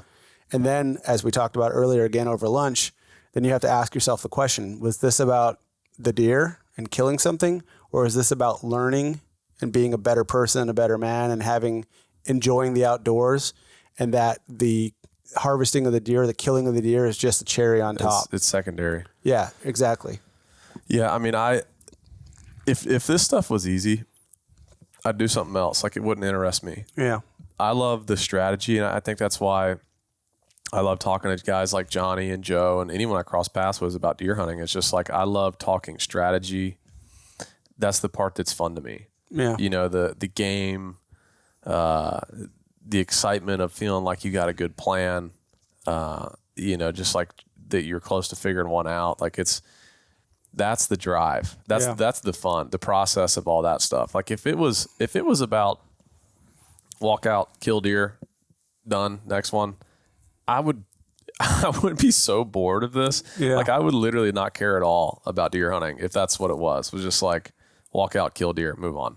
Yeah, I mean, I think there's something that popped in my mind there as you were saying it is, I speak French, and in French, the word for hunting is chasse, and it's spelled CHASSE, chasse. It's where we get the word chase. Yeah. So the romantic language is it's not about the hunt, it's about the chase. Good. Anyway, I was just saying that I think chase is even a better word than hunting. Yeah. Or like it wouldn't be called hunting, it'd be called killing if there was a kill every time. But it's not about that. It's about the chase. It's about the strategy. It's about doing pattern analysis and making yourself a better human. Yeah. Is really what it's about at the end of the day. How many languages do you speak? Well, currently two. At one point I was doing Russian, but I've all but forgotten most of that. You don't know Spanish? Very little. Un poquito? Not un poquito. Not enough to, order some drinks, get in trouble. So maybe 2.5, 3.5 languages? Yeah. It would probably take me a couple of months to get back to Russian. Yeah. Like if I listen to it, I can generally pick up on what's being said, but I don't use it. Whereas French I use, like when I talk to George, it's all French. What's your favorite style of whitetail hunting? Like your dream hunt? Style or dream hunt? Which one are you asking? Style. I really have enjoyed ground and pound over the last 3 years. Like I used to be just stand. Up north or just like... Well, no. I love the PA. I love PA. Here's the reason why I love PA. Very thin deer numbers. They're not everywhere. They're always getting pounded by hunters, so they're very wise. There's a lot of territory to explore, and I have an addictive personality, some ADHD, a smidge of autism. And so putting all of that stuff, whitetail hunting in the mountains, in the big open woods, allows me to kind of put all of those things together where I don't have to stay still. I can explore. I can hone my craft. And really, if I don't get the harvest, I can only blame it on myself. Like it's on me and no one else. So I've really gotten into ground and pound. And I don't mean like, I'm not running like you are doing elk. Yeah. Like I'll pick a place and I might move 200 yards in 4 or 5 hours. Yeah. But all I'm doing is trying to read sign, follow the wind. And, over the last 2 years, I've taken 3 good bucks from the ground. And sometimes I'll just walk forever and then I'll sit down for a while when I feel an area is right. It even happened with me and Johnny last year. We went on a hunt where we went up to a place. There's a video on his YouTube of it. And when we got into the stand that morning, I told him, my inner caveman is telling me that we're killing this morning. Like it's going to happen. I can't tell you why, but it's going to happen. And sure enough, like 2.5 hours later, a really good buck showed up that he shot. And I love that. That's, that's synchronicity. That's the world speaking to you at that level that you don't understand. Yeah. It's going to happen. I have personally fallen in love with wide open spaces and hunting from the ground. Yeah. Like it's not where I grew up, but getting a taste of that environment in whitetail hunting is my favorite style, like 100%. I love being able to see one and then maneuver against him, like move on him. The deer that we just killed in out west was like, this was strategy unfolding as it happens. Mm-hmm. So this deer was not like a regular in this ag, in this Milo. It's been really rainy out west. And so like there's cover and food and browse everywhere. So it spread the deer out a lot. Normally those deer would really be congregated in that ag. Mm-hmm. But they were really, really spread out, feeding in ditches and stuff like that. And this deer was using this ag, once a week, maybe, for best guess, because I didn't know anything about him. It's just we got out there and hunted history. So it came down to the last day. And like I'd been glassing this place like crazy, like just wanting to get an eye on him in the morning, see where he lays down, make our position on him to when he gets up. Couldn't find him, just never saw him in the morning. And then finally on the last day, I was like, dude, we're going to have to go somewhere else, like Hail Mary, go to some other public or something we've hunted in the past and see if we can just get lucky. And the last morning we were there, got eyes on the deer. This is like the final day of this little season. And got eyes on him. I wasn't able to get to the glassing point to put him to bed, but I saw he had already laid down by the time I got up to the glassing knob. I saw him from the road. But when we got to the glassing knob, I saw one of the smaller bucks he was with and got a general area on where that deer was and where he laid down. So I knew he had to be pretty close. Yep. So we like make this plan. We get around. This is in the afternoon. He gets up early, like 5 o'clock. Just stood up for 5 minutes, and he just showed himself. And so that Milo is so tall, like all you're seeing is basically like their heads and just their eyeballs and rack. So he lays down, and I make a move. He was facing the opposite direction of where we were at. So I make a move, shift around, and try to get almost in the same row that he was at, to where if he stood up, I could see, I was up a hill a little bit. It's a little bit elevated. And I was hoping I'd be able to see straight down his back. And if you hit him with that muzzleloader, going down into him, like that muzzleloader has so much of a concussion when it hits. Mm-hmm. Dude, it's hard to hit those deer almost anywhere and not have them just like crumble. Right. So I was hoping to get like in line, see him stand up. Was that a 50 caliber? Yeah. Yeah. And he ends up standing up, and I misjudged what row he was in by like 2 or 3 rows. So I couldn't shoot. All his vitals were guarded from the Milo. And he was about 200 yards out anyway, so I didn't want to. That's at the end range of that muzzleloader. So he gets up, and there's some other smaller bucks that had gotten up in the Milo. He I think got curious of those deer and worked his way out to them. And it's probably the last hour, and I'm sitting there. They're just kind of standing there milling around, just like licking on each other, just like mingling around, not really making their move.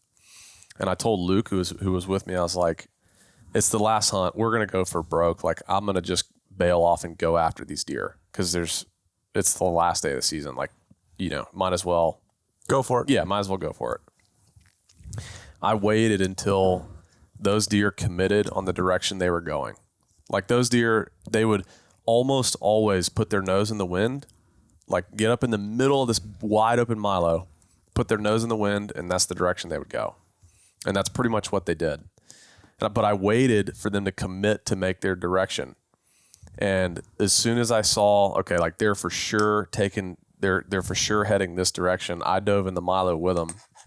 And I got to 100 to 120 yards behind this group, and I followed them for probably 800 yards. Like, they'd move, I'd move. They stopped, I'd stop. Man. Just tailed them and stayed at about 100. Tailed them the whole way. And like, I can just see their eyes and rack, basically. And they had does with them? It was 3 bucks. He was one of them, and he had 2 small bucks. Okay. So they weren't doing like 360 security? I mean, they would, but they can't see me. They can barely see in that stuff. Right. Okay. It's so tall, and it's like, I'm covering really good ground on them pretty heavily. They also make so much noise going through that stuff. And I realized that, obviously, because I've walked around in it and know how loud it is. And if they're walking through it, it's going to be loud too. But we bumped a deer one day that took off running, and there was another buck that was walking like pretty close to this one. And just him walking, making noise, he couldn't hear a thing. Like, didn't even know that other buck spooked. And I was like, these deer can't hear a dang thing when they're moving. So when they were moving, it's loud in this Milo. I was making tons of noise, but I was like, they can't hear me. There's no way they can hear me. So I was like gaining ground on them quick. And so I got to the point where I was about 100, tailed them. They found the direction they wanted to go, and they stayed on it. And they came almost to the very end of the field, and it's a huge field. And he broke from them and started veering. He kind of came to this little rise in this Milo. And I saw where he was like gaining some height, and I was like, I'm about to be able to see his vitals. And so I was like 75 yards. And so I got the muzzleloader up and just like stayed on him and waited for him to come up to this little rise where I could finally see like enough vitals to shoot into, and got the shot off and dropped him. And it's a cloud of smoke. I had no idea that the deer died. I just was like... Couldn't see. Had no idea. And so the angle that we filmed it at's really cool, because Luke was 800 yards behind me. Oh, wow. He was that far back. He was filming on this big, long lens. So he had a big, wide angle. He had a bird's eye view of the whole thing. That's awesome. It's a really rare I cannot angle. wait to see that video. It's cool. But anyways, I'm like, I only saw the 2 small bucks run off when the cloud of smoke blew off. So I was like, dude, I had to drop him. Sure enough, found him, and it was a burst of excitement. But my point being in telling that story is like, I have deeply, deeply fallen in love with hunting from the ground in wide open places. Yeah, me too. Well, not wide open places. I shouldn't say that because I like it in the woods. See, I love it wide open. I like it in the woods. Yeah. Like I'll be doing it again this year in November. And I did it last year. I killed 2 bucks or 1 buck last year and 2 bucks the year before from the ground. I still use deer stands, especially if I'm doe hunting or if I know a spot that a buck's coming through or a bunch of bucks are coming through, then yeah, for sure I'll get up off the ground. But when I'm in like big open territory where the ranges are really large and the deer don't have a reason to be, like there's not, big wide open, there's not a lot of funnels. Yeah.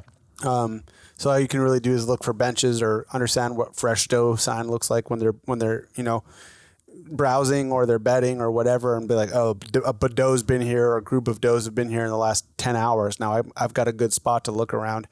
I did that 2 years ago. I don't know if I even told you, or you probably saw it. I'm for sure I sent it to you, but I killed like that 12-year-old mountain buck. Yeah, that deer's cool. I killed that guy from the ground, and he was 160 like 2 years ago. He was a big like PA mountain deer, and his rack is really, you could tell it was him over the years because on the photos, because his rack is so unique. But I was supposed to be hunting on a point. I was going to go sit on a point. And what I like to do is just get near like a blowdown and just sit in the blowdown. And if I'm not seeing any activity with binos, then I might move a little bit or look for other blowdowns. Yeah. And I got to the spot and the wind was all wrong. It was I was waiting to hunt the point with a thermal drop. So I wasn't going to get into the point until the mountain wasn't getting heated up by the sun and because the does were up top. Yeah. So what I wanted was bucks to be sitting up there near the does, being able to catch the thermals all day long. And then as soon as the thermal drop hits, I go into the point, right? So, because it was like 1 to 3 mile an hour winds or something like that day. So I got to the spot and the thermals were still rising, and it was like, oh man, they would have dropped. Usually they drop somewhere between 2 and 3, and they hadn't dropped. And I was like, I'm staring at the sun, and there's a big opening between the mountains. And I could see like, oh man, the sun's going to be here until like 5 p.m., 5:30. I won't get my thermal drop in time. So I just went to a different part of the mountain where I saw a bunch of benches around on the other side where there were thermals because the sun was being blocked by a mountain. Mm-hmm. So I get up there and right away, and it's a sound I've never heard on the hoof before, but it was a clicking noise. Have you heard a buck do this before? Mm-mm. He was clicking with his like making that noise. I don't know I can't make it. It sounds almost like the predator noise. Kinda. I can't do the impression, but it was like a slower predator noise. I found a video of it. Somebody else videoed it of a buck doing it, but I heard that noise and I saw a doe and there's a ditch. And so I get down on the ground and I'm literally low crawling. There's a huge oak tree in between me and this ditch. So I'm just low crawling behind this oak tree. And I get up to like 30 yards from the bench, and then this doe just blows right past me. I'm like, oh man, they caught me. Like, how did this happen? Blah, blah, blah, blah. And so I look at the ditch, and the buck is in there like looking all confused, like didn't know what happened. It was a tiny doe too. Like if I didn't know better, I would have said it was a fawn. And he's just looking confused. So I was like, well, here's my shot. So I just lightly hit a grunt, the grunt tube, and just a little grunt. And he just kind of looks around, doesn't do anything. And he starts to walk away. So I really hit the grunt, like just big, loud grunt. And his hair stands up on his back, and he turns around and comes towards me. And I put an arrow in him at 30 yards. And that was just like amazing. Killing a deer from the ground in the big woods like that in mountain country, that's an accomplishment. It was fun, dude. It was so much fun. And then I could have called, like we had everybody in deer camp. We had like 15 guys in deer camp at Johnny's place. I could have called them. And when I saw this buck, I was like, man, this buck is so freaking awesome. Like I'm going to carry him out myself. So I gutted him and just took like I had my climbing sticks and my pack with my, I don't know what you call them, just the straps that go around the tree to go around the climbing stick. There's a name. Yeah. But I just took those, wrapped them around his antlers and pulled him out of the mountain and walked with him for like a mile and a half. When I hit him, he ran over the mountain. So I had to go to the other side of the mountain, get him, pull him over that mountain, down and over another mountain. When I got back, when you do a lot of pull-ups, you can't even like use your hands. Yeah. I couldn't use my hands, my arms. I was sweating like dead. I was like, I'm pulling this buck out of my own. When I got him back, it was just the best. Then again, Johnny, Joe, Kurt, Bo, Hunter, the cook, Hungry Huntsman, and a couple of other guys. We just stayed up to like midnight, 12:30, drinking beers, telling stories. Gunner cooked up the back straps, and then I looked at Johnny at like 12:30 or 12:45, and we had buzzes. We weren't drunk, but we had good buzzes. Yeah. I looked at Johnny. I said, we're hunting at 5 a.m., right? And he's like, I never thought any way about it, Bill. So that morning we woke up and we chose that spot and went to that spot. We climbed the stand that morning. And that's when I said to John, and this is on his YouTube video, people should go check it out. I was self-filming with the camera with my phone because I was tagged out. And we got into that stand, and I don't know what it is. I don't know if like your inner caveman can smell like rutting does or what it is. I don't know what it is. Like you can't even sense. That you can't sense, but your inner caveman does, and is telling you like this is the spot. Like, when you walk into a place, you're like, oh, a buck's been here. Like a buck has just been here. It was something like that, but my inner caveman was like, oh, you're killing deer today. And sure enough, like an estrus doe came in. She looked all flummoxed and like acting crazy, and then a smaller buck came in, and I was working the camera and I was calling for John, and buck came in at like 10:30 a.m. and he thought he shot high, and I kept reviewing the video. I was like, John, I think you just hit him high lung. He's like, no, Bill, I hit him in the spine. He really ducked my arrow, and I kept looking at it. So we get down, and I look at the arrow, and there's lung blood on the arrow. And I'm like, dude, we walked 60 yards, and that buck was laying on the ground. It was awesome. That 48 hours is probably what it's all about. But also, like, I'll never forget it. Like, I'm going to tell this story when I'm 80 to my, great grandkids, hopefully, I hope anyway, that I'll tell that story because I get jacked up. Like, I'm sitting up straight now. Like, I'm ready to go, dude. Like, I want to get in the mountains right now. And like I said, now I'm motivated. Like, I can't, like. Man, it's weird that deer season's here. That it still hasn't really struck me. Yeah. And it's weird because like I feel like I've already lived a whole entire deer season in the month of September because, I mean, I typically lose a lot of weight during deer season. Yeah. I've already gone through that. Like we started it in late August. I mean, actually hunting, all the scouting and stuff beforehand is similar. You're not eating home cooked meals and stuff. You're on the road, not much sleep. A lot of Dollar General and a lot of Dollar Fit pancakes. A lot of Dollar General tuna. Yeah. And I've already lost so much weight. Yeah. Like I've probably already lost 7 to 10 pounds just from September. And it's just because you're not sleeping, you're not eating. Yeah. We were going to try and get a workout in, which we still will, but it's like I haven't worked out in 6 weeks. Yeah. I haven't worked out in like 2 weeks. I've been dropping cameras with Johnny and it's only, it's October now, but it's like, dude, it's been a wild September full of lots of experiences. I love the first like rut hunt. Like I love hunting early season. Usually I'm killing does. I haven't hunted this year yet just because I've been so busy with work stuff that about. Yeah. But I love it when it's like you're getting out for your first cold morning, like November 1st, crisp air. You hear the deer, like just there's something about it, man. There's nothing. The only thing that's ever come close to it for me was the military and like coordinating a military operation and knowing that bad guys were dead because of work that I'd done. You get this like, I always call it a heightened sense of things because it's not like you don't get nervous. You don't get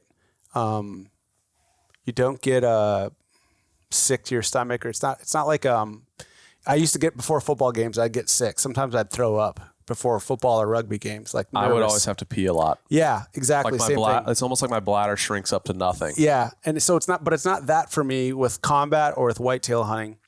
For me, it was like this heightened sense of thing.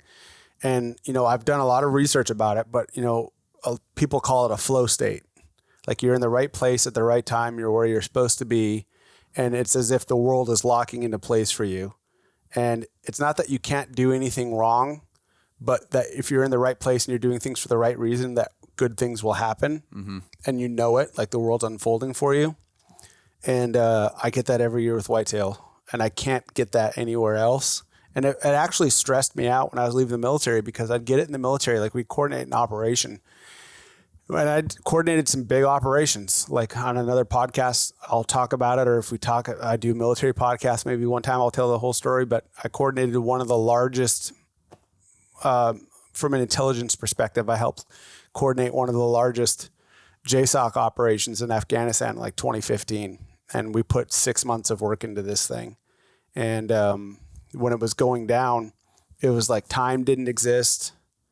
Like you'd done all of the work that you could. There wasn't like, you didn't leave any stone unturned. You did everything you could. You had the best info. And then the guys went out there and successfully executed a massive operation. No one got killed except for bad guys.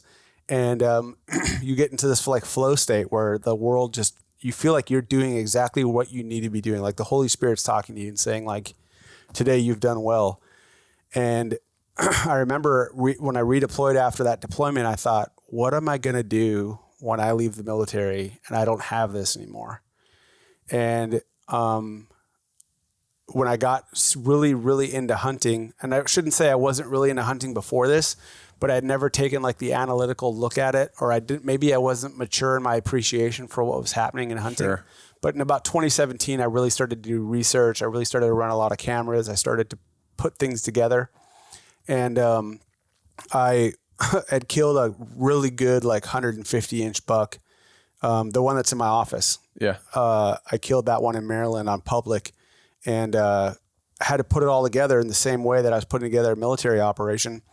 And I ended up getting access from a lady to hunt this public, but I came into the public from an area where none of the bucks knew all the pressure was coming from. I was going through her backyard, and I told her, I knocked on her door and said, I'm not going to hunt your property. I just want to walk into this public from your property. And I got into where they spent their days before they go into a swamp, and killed that buck. And then I thought to myself, when I killed that deer, I remember the feeling. I said, this is something I can do post-military that's going to give me this same thing that I was so stressed about not having in the military. Yeah.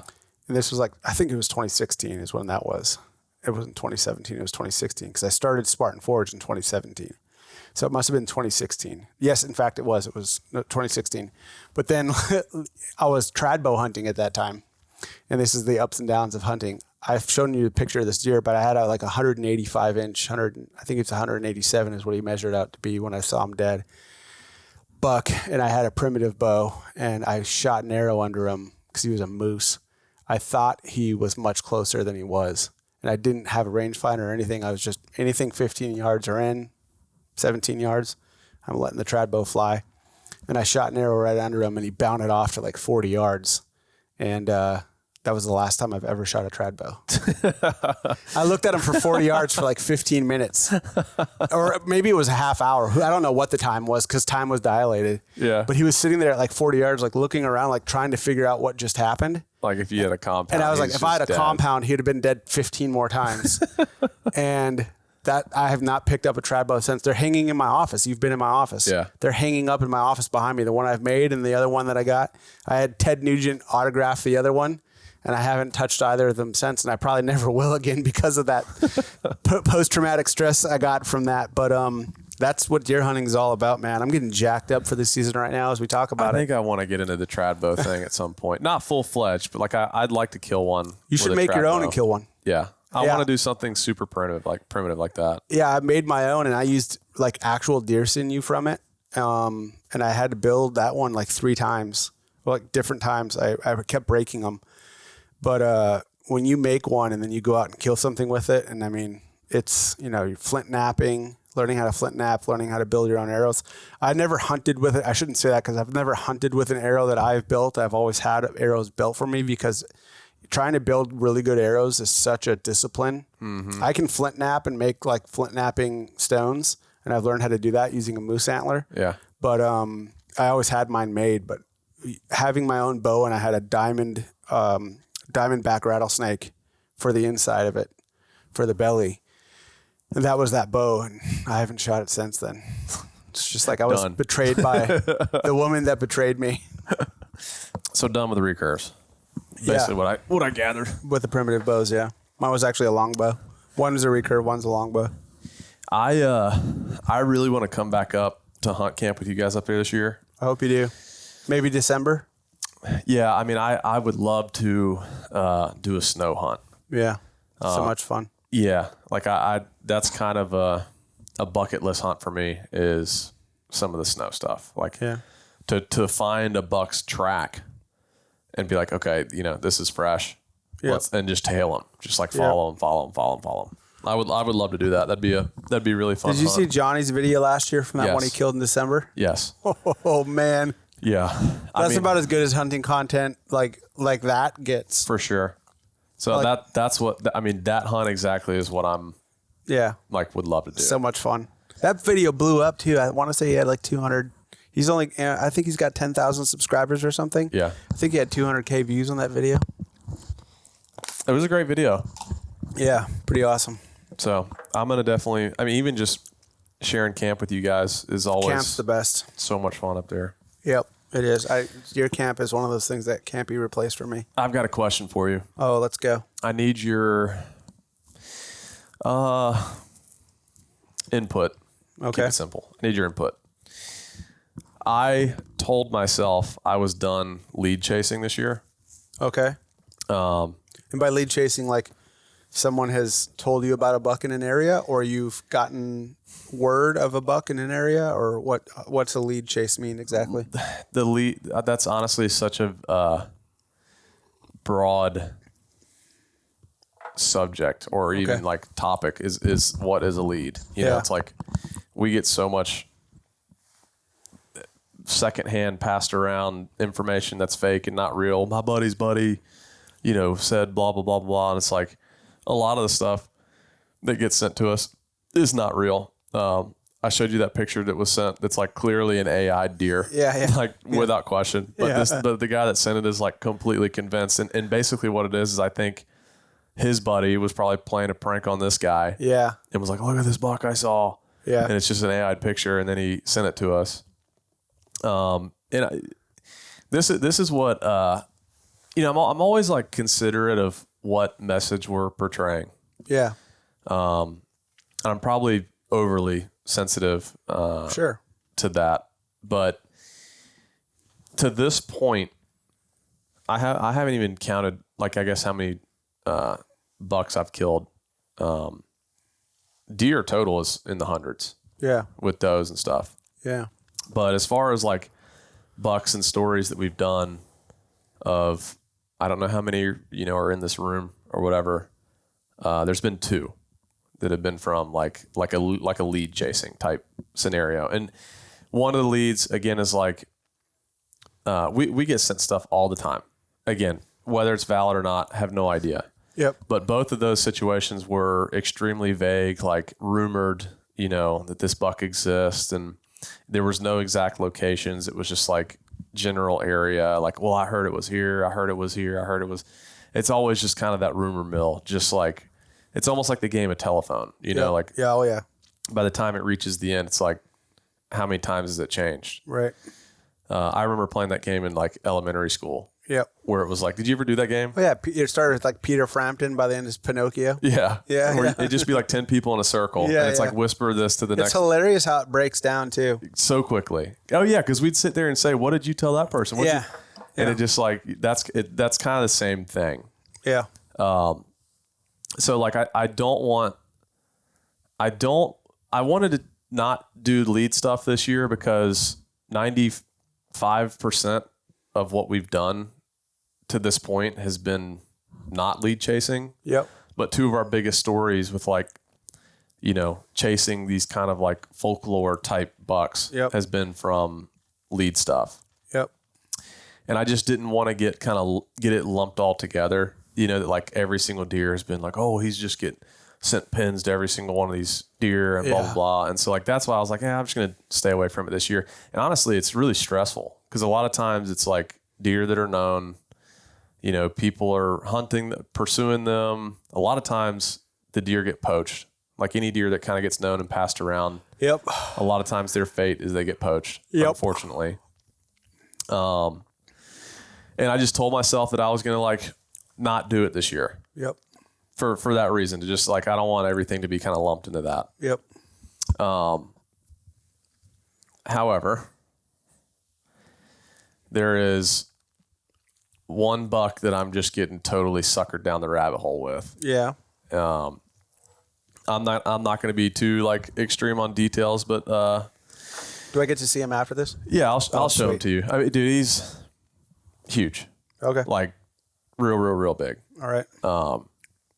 And you know, it's like, again, like I don't know that this deer for sure exists. I don't. I have an area. It's what's funny is it's actually an area that I have scouted, door knocked, and the reason I did was I was driving a highway. And this is, you know, it's a ways from home.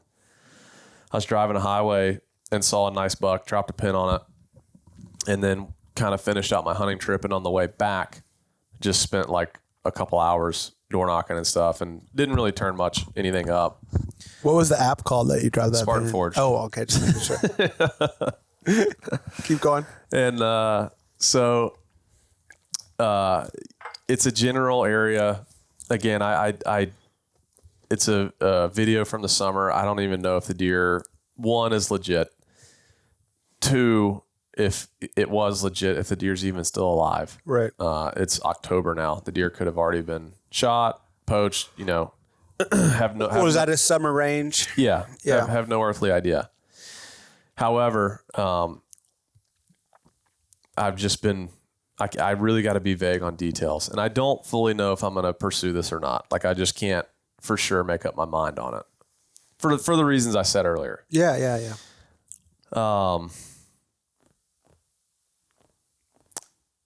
I'm curious about him. Yeah. What is your 2 cents? Like, is it, well, I mean, I don't know. Just give me your 2 cents on that. Like, I don't know if you'll like my 2 cents. Give me the 2 cents then. I mean, so I'll say this first as someone.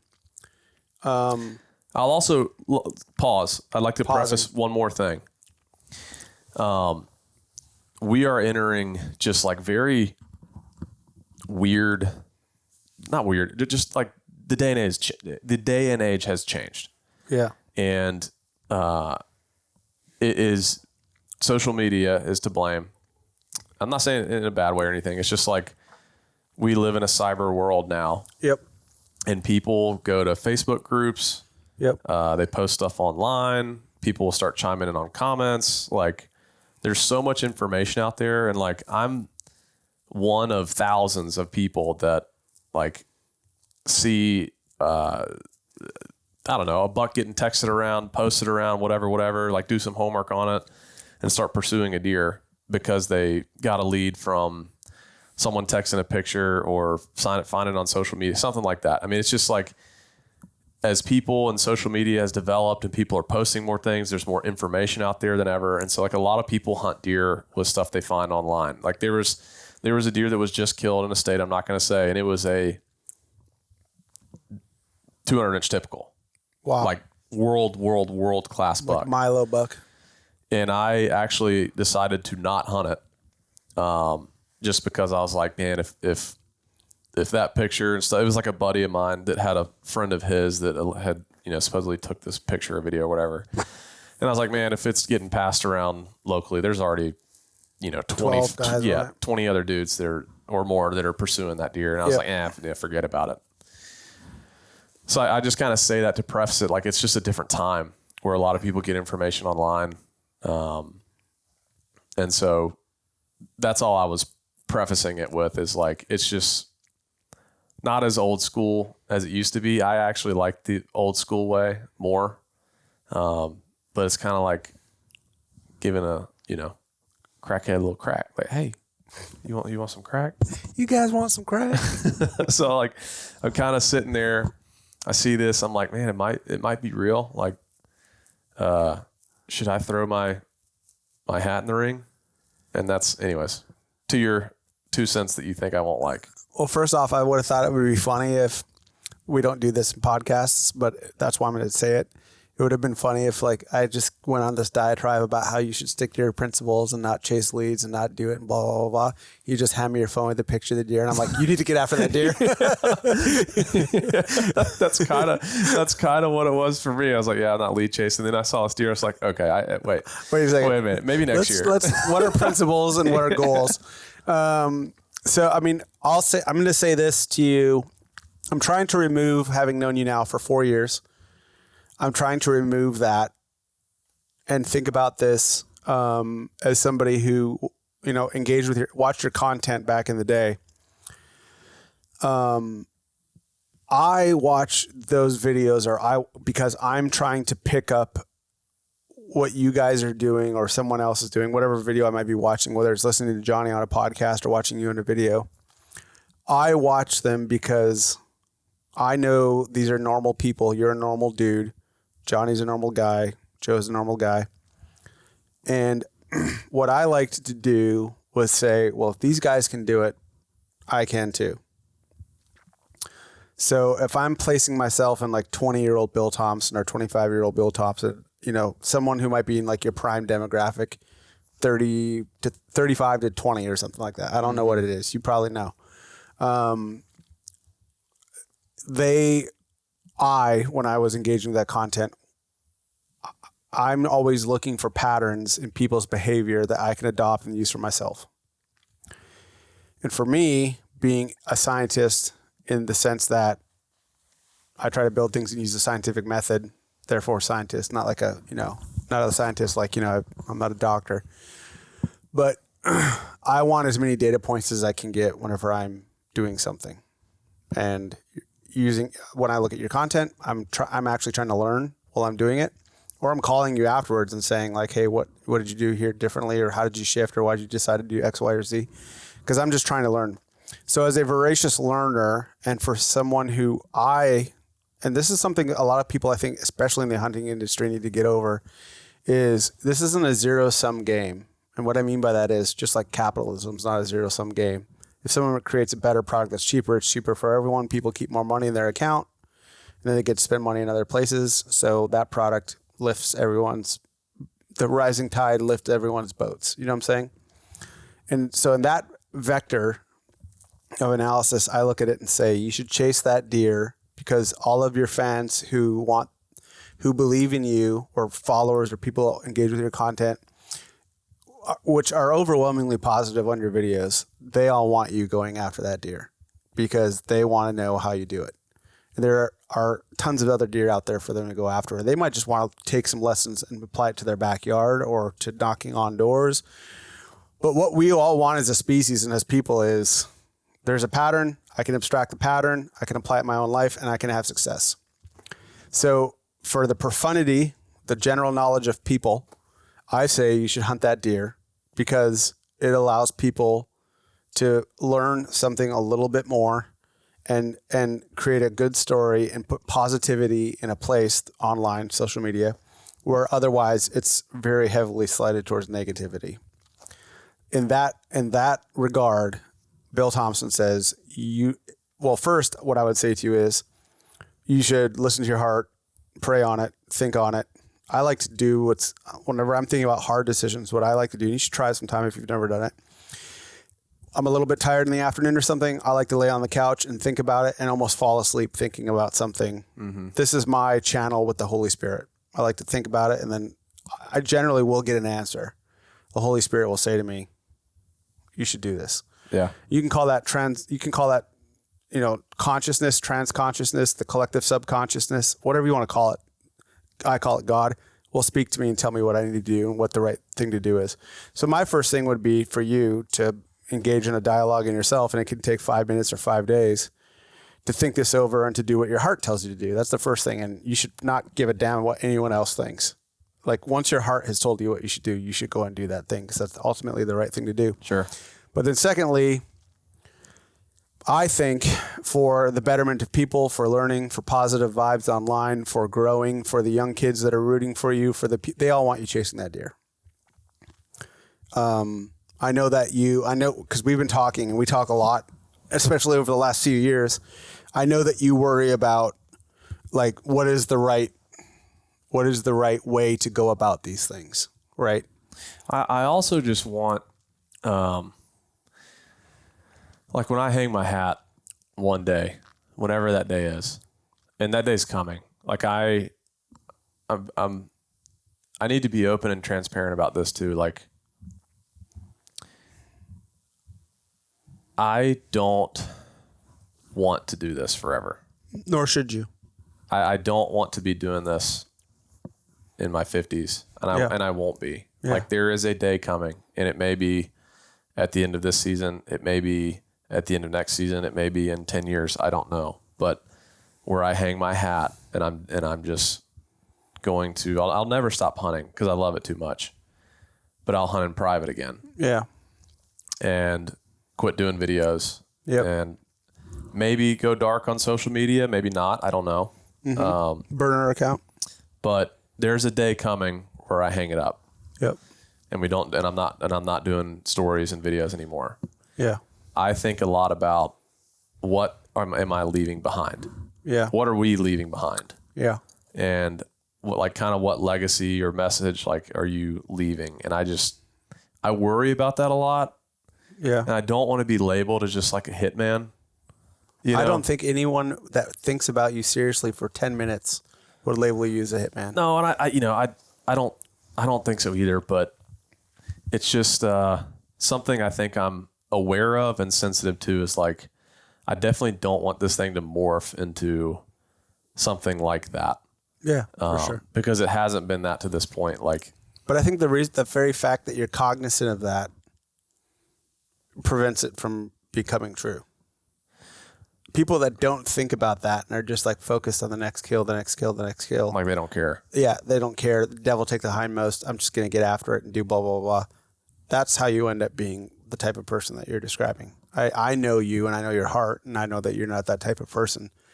If you ask Bill Thompson says first, listen to your heart. And I'm talking about myself in the third person. That's weird. I say, follow your heart, engage in a dialogue with yourself and the Lord, and do what is told there. Second question you could ask yourself is, when you do hang it up in 10 years, will you look back at that buck and say, I wish I'd hunted that buck? Probably. Then I would say hunt that buck. Yeah. I mean, look, you can apply this to any big decision in your life. Yeah.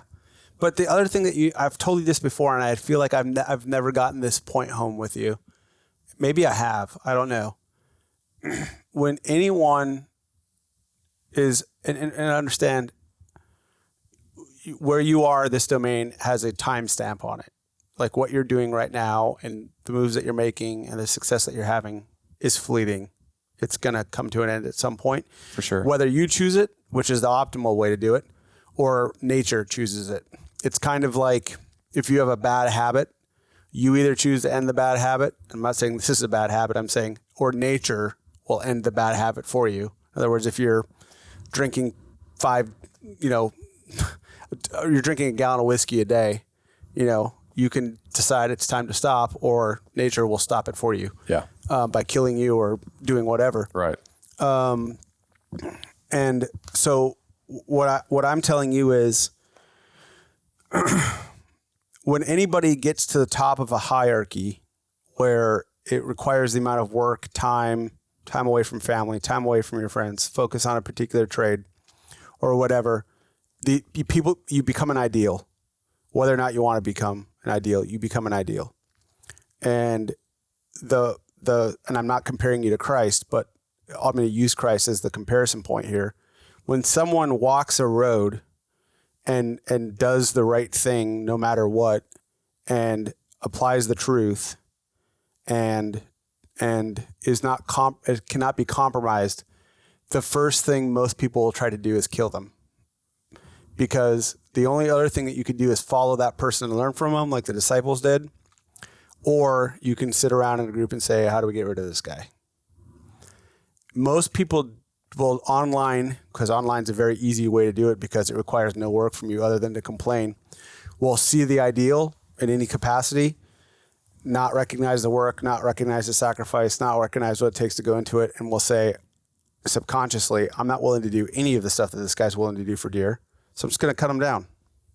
I want to kill that deer, this deer that we're talking about, or any of these deer, but I'm not willing to do everything that he's willing to do. So I can either become a follower and learn and go and do this for myself, or I can cut him down and I can sleep tonight.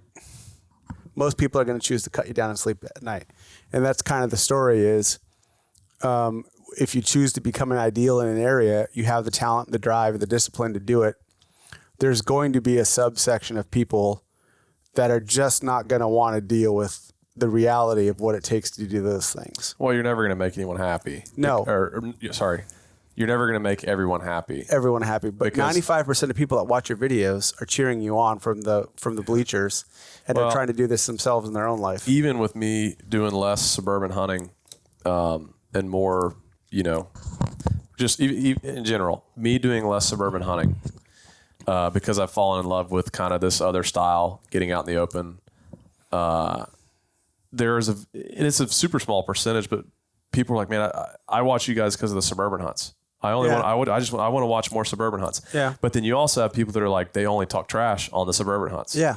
And so it's like, I have accepted a long time ago, and this will never change, that you're not going to make everybody happy. For sure. I think there's people that really enjoy kind of this like investigator type hunt where it's like, you're following the breadcrumbs. Yeah. You're doing the investigation. Yeah. You're pursuing a lead and seeing where it goes. And a lot of times it goes nowhere. I mean, I chased it wasn't really chasing a lead, because it was I got to be vague on that too.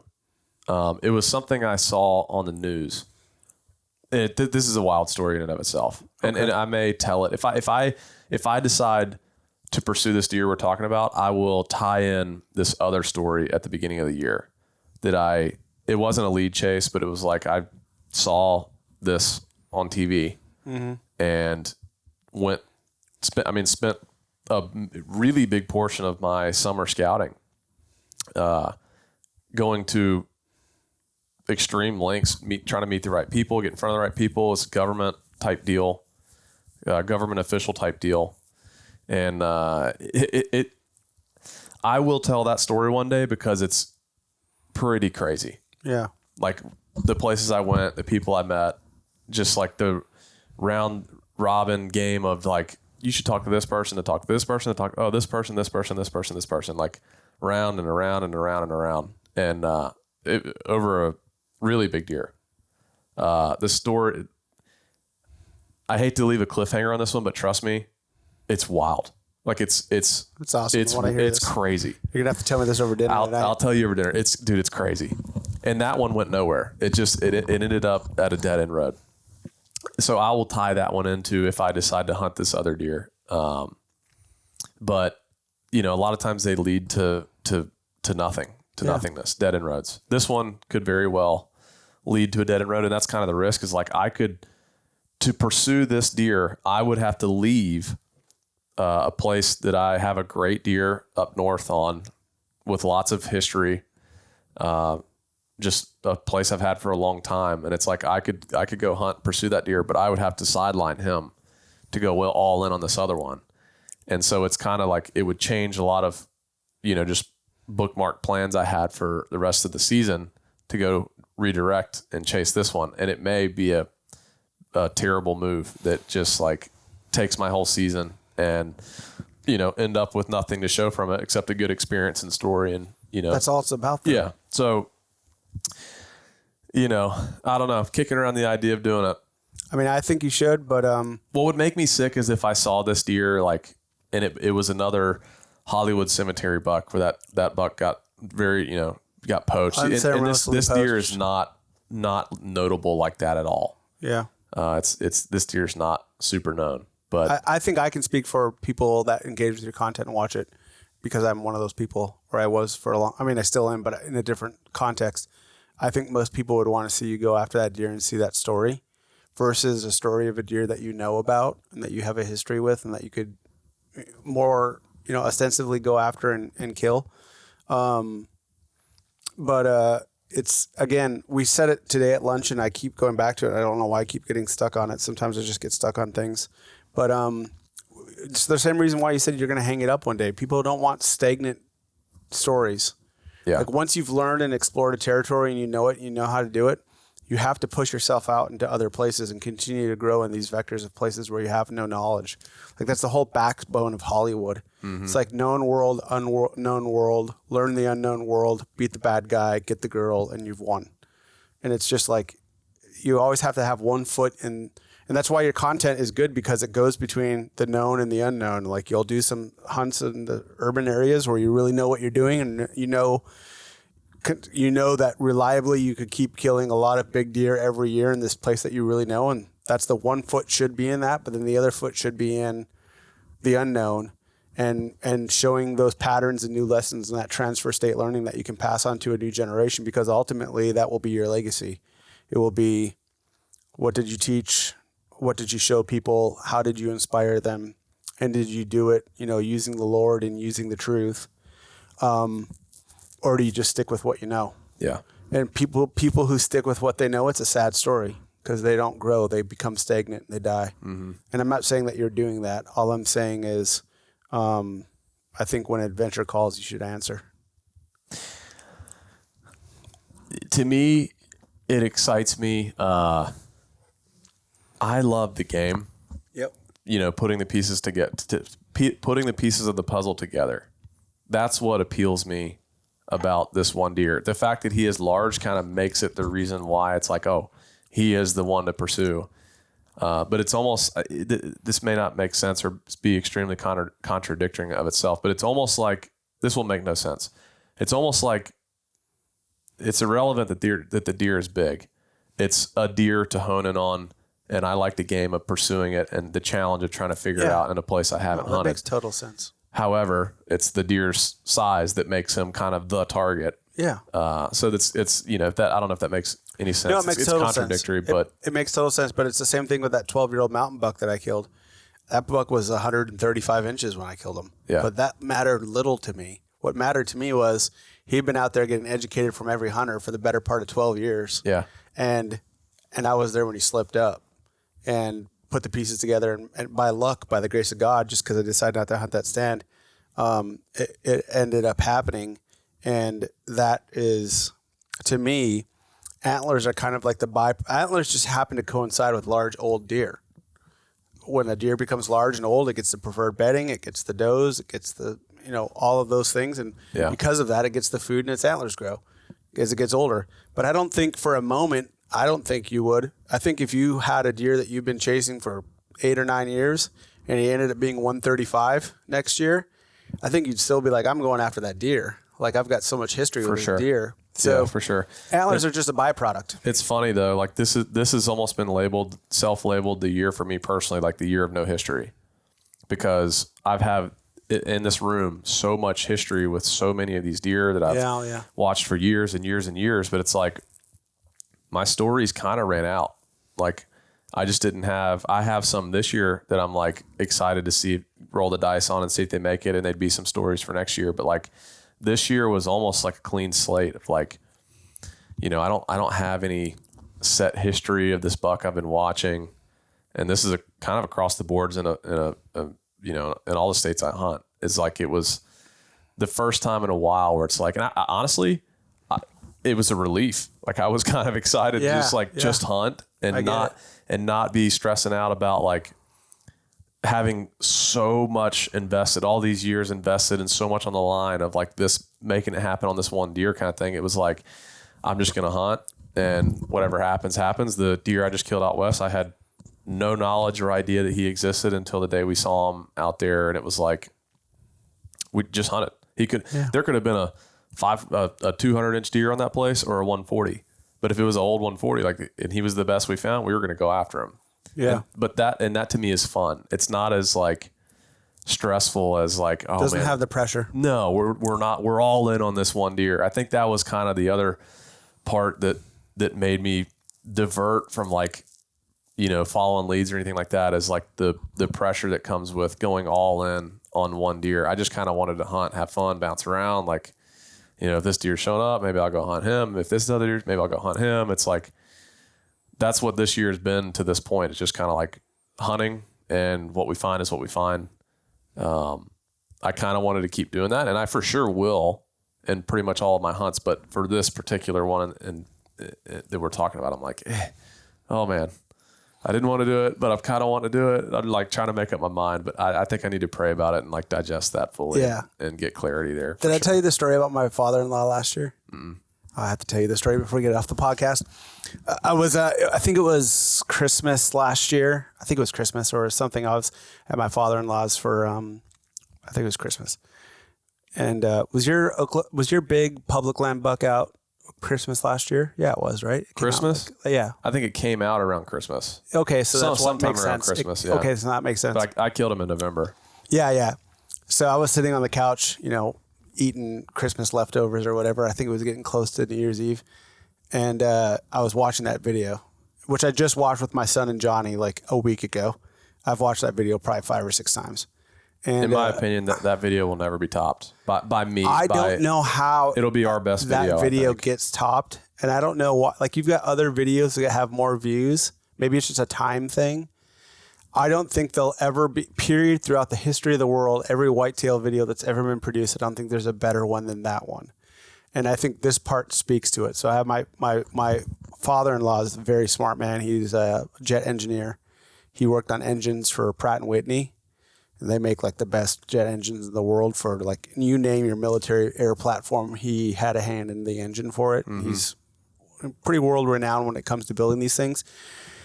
Doesn't have a hunting bone in his body. So I'm laying on the couch one morning, we'd probably been up the night before drinking, and I'm just sitting there eating some turkey, and I threw that video on to watch it. And I wanted my sister-in-law and my wife to watch it because they'd never really watched anything like this. So we're watching it. Our father-in-law sits down and he's like, "Oh, what's this?" I'm like, "Oh, it's my buddy Lee killed this buck this year. It's amazing." We're like a few minutes in the video. He starts watching the video, and we get to the end, and he's glued to the screen the whole time. He just can't get off the screen the whole time. And at the end, he's like, "Holy shit." He's like, "Can we watch another one?" And I'm like, "Nope." He's like, "What do you mean?" I was like, "That's it. That's the one. I just showed you the 1995 Super Bowl. I just showed you the Giants, beating the Patriots. Yeah. There's not other ones that are like this." And he's like, "So this is like," he's like, but he's got other ones. I'm like, "Yeah, but they're not like this one. I mean, this is the one." And he's like, "That was amazing." And I'm like, "Yeah, you're not going to, I'm sorry. I've spoiled hunting videos for you. Yeah. I should have started you out on something else." And he was like, he's like, "Well, let's just watch another one." So I think we watched another one of your videos. And I think it was maybe like one of the older ones, like Charlie or something like that. Sure. Like I was trying to get him something, and he was like, "No, it's not like the other one." So yeah. I think he watched the other one like 3 times, and he was like glued the whole time. And that video, because it's got nothing to do with hunting. It's got to do with someone being dropped. It's like Rambo. Like you drop him in the middle of nowhere, naked. He's going to come out with a breechcloth, 2 wives, and a spear. You know what I'm saying? Yeah. And it's that ability to put things together. He doesn't know that you didn't know that area or that you had no history. It gets transmitted on the screen, and that story, that narrative, that hero's cycle, that is really at the basis of all good media. Like I've talked to you about before, like the Shawshank Redemption is just the story of Christ. That Wolverine movie from 2017 is just the story of Moses. We're just taking different stories and retelling them in a way. And it attracts everyone, no matter who they are, what their background is, or even if you're a nerdy jet engine guy, you see that type of content and you engage with it. And again, that's why I think you should go out and do this other one, because you do have a timeline on this. And I'm not saying that it's inevitable in the next year or two. It might be 10 more years. But if you are looking at that buck and saying, in 10 years when I'm done and I'm hunting with my kids on the 40, or I'm out in North Dakota with Bill and his kids and we're hunting here and we go watch some videos, if I'm still thinking about that buck, then you probably should go do it. It'll be a story to tell. Yeah, it will be. That one, and this may be, I don't know, maybe it's not hard for people to believe, but like genuinely, I had 0 history with that deer.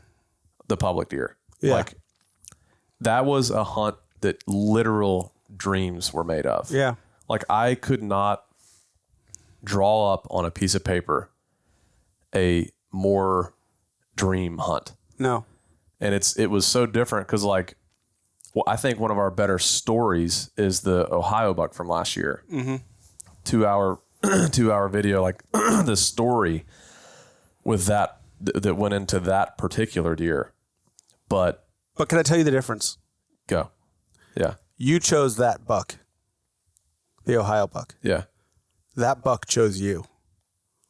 You were thrust into a situation where everything that you've learned about deer, everything you've learned about spotting and stalking, everything you've learned about bows and waiting and the wind and shifting, that situation chose you, and you responded in a way that can't be contrived. It can't be drawn up on a board. It can't be recreated. You couldn't do that again if you tried. No. And you found success. And that's only because of everything in your life that's led up to that moment.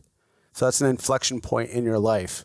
So even though the other story might be better, it might be a bigger deer, it might be more fun, there might be more, engaging content or whatever, there's nothing transcendent about it. And with that public land buck, that's transcendent because the right guy was placed in the right place. Most guys would have, I know myself, and I'm pretty good at stalking. I wouldn't have gotten in like that. I wouldn't have been able to wait. I would have been like, man, should I just hit him with a grunt tube, just get him to stand up? Should I do X, Y, or Z, or blah, blah, blah? Didn't you wait for like 2.5 hours for that thing to stand up? Yeah. That would have been like 12 years to me. I would have stressed out and fallen over by the time he got up. And then the fact that he runs around and dies right in his bed. Especially with the rain. And the bow. With the bow. Like literally, I could try to recreate that for another 1,000 years and never be able to do it. Yeah. And sorry to do this, but it keeps talking to me is like the word. Carl Jung is a psychologist that I love. I've read all of his stuff voraciously, all the way from the Red Book, all the way up to everything that he's ever done. And he called that moment synchronicity. And what he's saying is everything in the world seems to line up for that moment, for a moment for someone to have a fleeting moment of perfection. And it just so happens that you caught it on film. I mean, it was the stars aligning on so many levels because Cody had just gotten back in town. It would have been cool if it didn't rain. But the fact that it rained and like the water coming off, but also like when we crawled up to it, if normally Cody would have been probably right with me, like right over my shoulder, and it would have been a great shot of the arrow going to the deer, but it would not have caught the rain coming off the bow. Oh man, it wouldn't have. Yeah. And so like him and us being like, all right, like you stay back, I'm gonna push up, and then him getting kind of the whole scene was just that like. Again, did anybody in the Matthews marketing department talk to you about that shot? If I were Matthews, that is the only thing you couldn't. Like, I would run that ad of that deer and that bow with the rain coming off of it 24 hours a day, 7 days a week. Like I'm gonna get you like a Spartan Forge shirt to wear on your back next time you do this. It's like you couldn't. It'll never happen again. I know, but I'm just saying, like, again. If I were Matthews, I'd be like, look, I need to own this. We're gonna run this 24 hours a day, 7 days a week. Like, you can't recreate it. It's like the only way to say it. I will probably spend the rest of my hunting life chasing that exact moment that happened again. Yep. And it will never. Well, it might happen in a different way. In a different way, but it will never happen the way that it did. Like, let me ask you a question. And then pause on that real quick, because this ties back into the why me, sort of the non-deserving. I felt that deeply in that moment. None of us deserve it. You got a fleeting moment of perfection. I can think of 2 in my life. Neither of them were caught on film.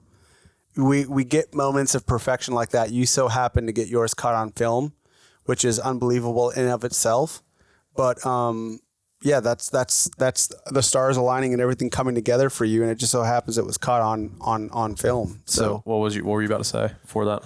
Oh yeah. So did you know in the moment that that you were in the middle of a perfect storm? No. A perfect circumstance? No. How long did it take afterwards? When did you have the realization this is insanity? It wasn't, well, I got a glimpse of it when, I didn't know what had happened. I knew I'd shot the deer. I didn't really realize what Cody had gotten until he was like, dude, you have to see this. And that's when he showed me the clip on his little screen. Yeah, you sent that to me. And even on the little screen, I was like, holy crap. Yeah, the little screen, I was like, holy crap. But then when we got home that night and watched on the computer, it was it was like really We've caught lightning in a bottle. Holy crap. Like this is insane. So it happened that night. You think that you kind of realized? I honestly, I was clueless until he showed me the little screen on his camera replaying it back. Completely clueless. And then sitting in the rain for 2 hours, it felt like 5 minutes to me. Like it went by so fast. Yeah. I mean, those moments in life are so rare. And I think it's one of the great ironies of life is that you'll live those moments and not realize that they were those moments until they're past. Yeah. You know what I mean? Like you can't process everything, all the greatness that's happening in a moment like that. But it wasn't really until he showed me on that little screen. He's like, dude, you got to see this. That I was like, I had no idea. Yeah. So it's just like. And amazing work by Cody. Cody deserves all the credit, dude. I mean, Cody and I spent 2 weeks pounding mountains in elk country in Montana just a few weeks before that. He's awesome. He's right up there. Like the GOAT. Him and Thomas are probably the two best, I think, in the game when it comes to filming. I mean, there's lots of guys who are pretty good, but those guys are A+. I actually brought this up on the last deer that I killed with the muzzleloader. I was like, I took a moment to just be like, I'm the guy that happens to be in front of the camera, but there is a whole group of unsung heroes behind it. Yeah. That deserve as much or more credit than I do. And in that moment, it was Luke that was filming me, and he got really. I mean, it doesn't compare to the rain buck, but like it's extremely cool to that level. When will that video drop? Probably, hopefully, into this week. Oh, nice.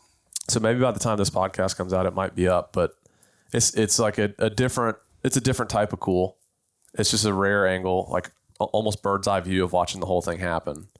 But like Luke, Cody, Thomas, Ryer, like all these guys, Caleb, like there's a long list of dudes that are kind of the unsung heroes of the storytelling and the filming and like all of that. In the military, we have a joke for the pointy end of the spear. There's always a shaft. Yeah. We got great shaft guys. We got great shaft guys here. But it does play into the, again, like I hate to say it again, but the why me, like the, you're right. It's not guilt. It's just like undeserving feeling. It's like, why am I the guy in front of the camera all the time now? And You've done the work. Because I get it, but it's like, dude, I still feel like this just kid from Atlanta that loves hunting. And that's the reason why you need to be in these things. That's all I feel. But that's the reason why you need to be in these things. It's like it's the reason why you need to be in government. No, sir. Do not use my words against me. That's why you need to be the guy who's in those things, though, is because you feel that. You don't feel entitled. I watch a lot of hunters who we can name, but we won't. And, they have this air of like entitlement about them where if it doesn't go their way, it's because of the broadhead or it's this or that or whatever. And it's just like zero accountability. And, I've had the chance to work with a lot of these guys and I wouldn't do it. But it's why you need to be in these positions is because you continue to look at them the way that you do. And I would say the moment you need to walk away is the moment that you start feeling like you were something was taken from you that you ought to have had. I would say what do you mean? I should have killed this deer, or this was my deer, or someone else killed a deer. I'm not saying you would ever get there. I'm just saying that would be an appropriate time to hang it up. Oh, like if your mentality shifted. If your mentality shifted and now you're starting to have an expectation. Because like I told you at lunch, it's not about the deer, it's about the story. It's about doing this for other people and giving them a pattern to mimic. Yeah. I'm telling you, that day's coming, and it may be sooner than you think. And so, I mean, I look forward to it. Hopefully I'll be around with you guys for a while, but no, I look forward to it. I look forward to, just the back 40 or going to a place and hanging out in deer camp with no cameras or phones. It's a necessary evil, not evil. It's a necessary burden at this time in your life because, you're riding a high that few people will ever touch. And if you can lend that to other people to give, how many positive comments you get in your videos where it's like, I've been having a horrible week. I got home. There's a Seek One video. You know how many, I don't know if you read the comments on the videos. I read them and you get like some of your 20%. responses are hilarious. 10%, 20% on the elk one or something, or which one? No, just in general, like across the board, you have hilarious comments on social media. There's one.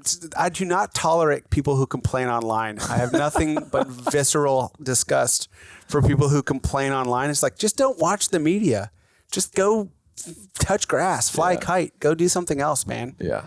No, and the reason I say that, like, my time is there's a fuse or just an end, is it really doesn't have to do with, like, it kind of goes back to the introverted thing. It's like, I love my friends, I love people, I love being around people, but like, I need my just time away from that to, like, feel recharged. Can I give you my only piece? I'm sorry to give you unsolicited advice, but can I give you one piece of advice? Sure. Make sure that you choose that moment and that the moment doesn't choose you when it comes to hanging it up. Yeah. Don't allow the world or nature to force you to hang it up. Choose the right time for yourself and don't ever go back. Yeah. Like, when the time's right, do it, and don't, there's nothing sadder than someone who either is forced to quit or prematurely quits and then tries to come back. Like, you'll see these guys who poach a bunch of deer. Oh, I was thinking like Tom Brady. Yeah, like well, that too. Quarterbacks that have, like, but you'll see guys who, like, poached the crap out of deer and they had a big name, and then 3 years later they're back, and all of a sudden we're supposed to be watching their crap and caring what they think. Yeah. It's just such a sad. It's sad. Can I talk some inside baseball quickly with you before we go? Yeah. And if we can't talk about this, then just edit it out afterwards. Talk about it. What was, like, do you guys have, like, a rucksack you're coming out with? Oh, yeah. Why'd you bring that up? Just because it looks like a rucksack. Is it like a backpack? I guess we're calling it the feed hauler. Yeah. Oh, so it's for, okay. Well, it's not. It looked like something like military grade that you would. Yeah, it is. It's not specifically for feed. I have used it for feed. I've used it for minerals. I've used it for food plot mixes. I've used it for carrying a ton of sticks and stands in and out of locations, kind of stuff. I mean, it looks like it can carry things. Like, it's. I've had 150 pounds of minerals and food plot seed in it before. Yeah, I mean, it reminded me of, like, a military rucksack. Yeah. Like, it looks like it can haul some weight. Yeah. I guess you picked that up because you were in the office today. And yes. Well, I was in the office today doing that, and then I was writing Spartan Forge on all of your guys' planning stuff. So Did you really? Yeah, I was like, things to do, like, contact this guy, talk to these Spartan people, Forge. Go here, Spartan Forge. Yeah. Like, everything in the office has Spartan Forge written in. That's funny. They were also throwing darts at a deer dartboard, and Bill threw one and it hit the ceiling. And that's staying up there now. Then I wrote a bunch of objectionable stuff on Drew's desk. I saw you writing on that. That's funny. Little love letters.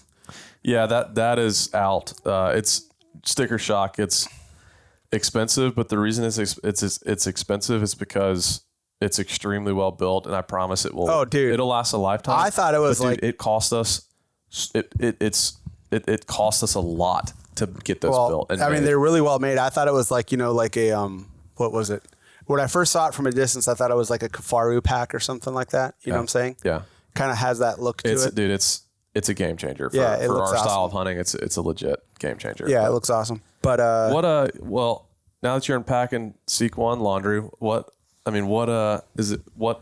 Spartan Forge laundry can I unpack? I mean, you can unpack anything you want to. Whether or not I'll be able to talk about it's up to you, but you can unpack whatever you want to. We have all kinds of plans in the company. Like, I have, we use Jira, but I have, like, a Jira board of, like, everything that I want to build in the company. Yeah. And I've probably got a Jira board now that goes out 5 or 6 years. Like, if we built everything I want. Are you allowed to talk about? Probably not stuff you want to do in the future, because it would probably tip off other people, I guess. Yeah, not a lot of it. I mean, some of it. I can talk about some of it abstractly. Like, we have our LiDAR layer. The LiDAR is legit. Yeah, I mean, that's probably the most, like, between that and UAV, it's probably the most two things that people engage on. I was gonna say that is that probably the biggest feedback of, like, the coolest feature I get from people that are like, they're saying the LiDAR feature that you've built is, like, their favorite tool. We built it in a way where it's like other people are now catching up and coming out with LiDAR. Some of them are only on desktop. Some of them are into mobile. But when you compare one for one, like our LiDAR versus other ones, the way that we built ours, it makes things a lot more clear, and it's a lot more easy to put other layers over top of it, like slope angle or agriculture or trees or whatever. Yeah.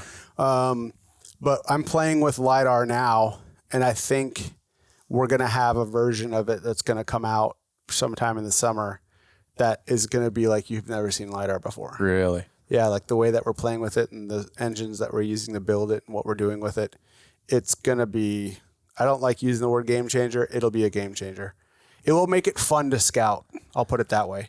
That's a good way to put it. Game changer is such a dumb word, Overused. which I just used it too for our carrier packs. Yeah. I say it's legitimately a game changer. It is, but it's a dumb word. Yeah, but I mean, that stuff, we're building CarPlay right now to put it into cars. But what I was saying was I've got 5 years of things that we build, but then opportunities present themselves, like business partners, people we can work with, imagery providers, stuff we do with realtors for the imagery that we use and all that type of stuff. So, our ability we almost tripled our UAV coverage this year came up, and I had other stuff that I wanted to build this year. Yeah. But it was a large lift to get all of this imagery from that UAV layer into here.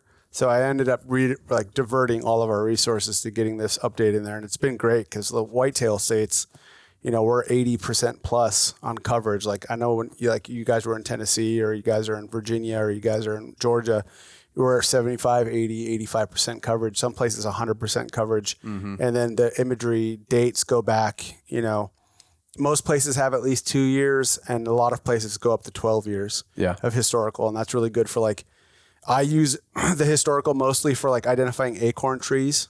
So I'll look for imagery that's taken in November, December, January, February, March. And you can see the different types of trees and identify where the acorns are. So when I'm mountain buck scouting or I'm looking for particular types like kudzu over here or something like where leaves are being held or they change colors first or change colors last. Right. You can identify it really easily with that. Or, in some of them, you can actually pick out the deer in fields and you can look at their antlers. So that stuff's really high resolution, and we really put a lot of work into that. And we're just going to keep growing that. I was going to say that y'all just did a big lift on that UAV imagery. It's pretty insane. Yeah, it's but good. I think the people that may have downloaded Spartan Forge early on, this is actually I can't remember what video this is going to be in, but I'm gonna start pushing people to start calling it Spartan Forge. I love it. So if you're listening to this podcast, please just Spartan Forge. Just start calling it Spartan Sports. Whether you That's like hilarious. that or not, I'll stop if you don't like it. I love it. But come on. I think the earlier users of Spartan Forge, the UAV coverage was way less. Way less. I mean, but since this upgrade, if they haven't used it since that first version, I would encourage them to download it, try it, see if your spot is in the UAV coverage, and if it is, stick with it because people can. I mean, you can essentially download it, try it, see if your place is in the UAV. Yeah, we have a 7-day trial where people can look and see what's in their coverage or what's not in their coverage. Yeah. And we'll do videos where we announce we've increased coverage in this area, and they'll be like, well, what about Virginia? And I'll be like, dude, Virginia's 80% covered. Yeah. We just didn't mention it here because it wasn't a part of the big update. So people just need to go and take a look. And we've made a lot of improvements, I think, on how to use it. We used to have the gear in the past. Everything's in the map layers button. You can do the presets. You can do the historical wind. I mean, the web app has made a lot of big changes, side-by-side screens. So you can have LiDAR on one side and you can have UAV on the other side, and you can look at them at the same time. That's game changer. You use the word again. Game changer. Yeah, I know. Cyber Scout, I still love. Only about 20-25% of people use Cyber Scout. Cyber Scout was a huge lift for us, and I think it's awesome. That's our internal large language model that can help you learn, everything that we've been talking about today. You can ask it any question. Any question, but it gives you it in the context of hunting. Whereas, if you asked ChatGPT or Grok or something like that, it might give you a 40 or 50% answer. You're going to get an 80, 90% answer from us on that. It can give you season dates, which ChatGPT or Grok can't give you. If, for example, I was going to hunt Pennsylvania and it's November, I could ask the question, or October or December, I could ask the question hey, what's in season, what's in out season? What's the main forage to look for? Yeah, what's the main forage? What's the predominant wind in this area? How do I use that to scout? What are the dates for primitive rifle, black powder, primitive archery? When do those dates come in? Where do I apply? That type of stuff. And we're integrating that. I'll give you a little bit away. It's going to be integrated with the whole app probably in the next 6 months. So you'll be able to look at an area and say, which areas should I look at? What's the predominant wind for this area? How should I egress or ingress? Where could I put cameras on this map? And it's not like with ChatGPT right now, you can upload an image and ask it, where should I scout? But it's just looking at the dot matrix it's just looking at the metadata of the imagery and making suggestions. What ours is going to do is it's going to use caller GPS data. It's going to use the LiDAR layer. It's going to use the topography, the elevation, the cover, the types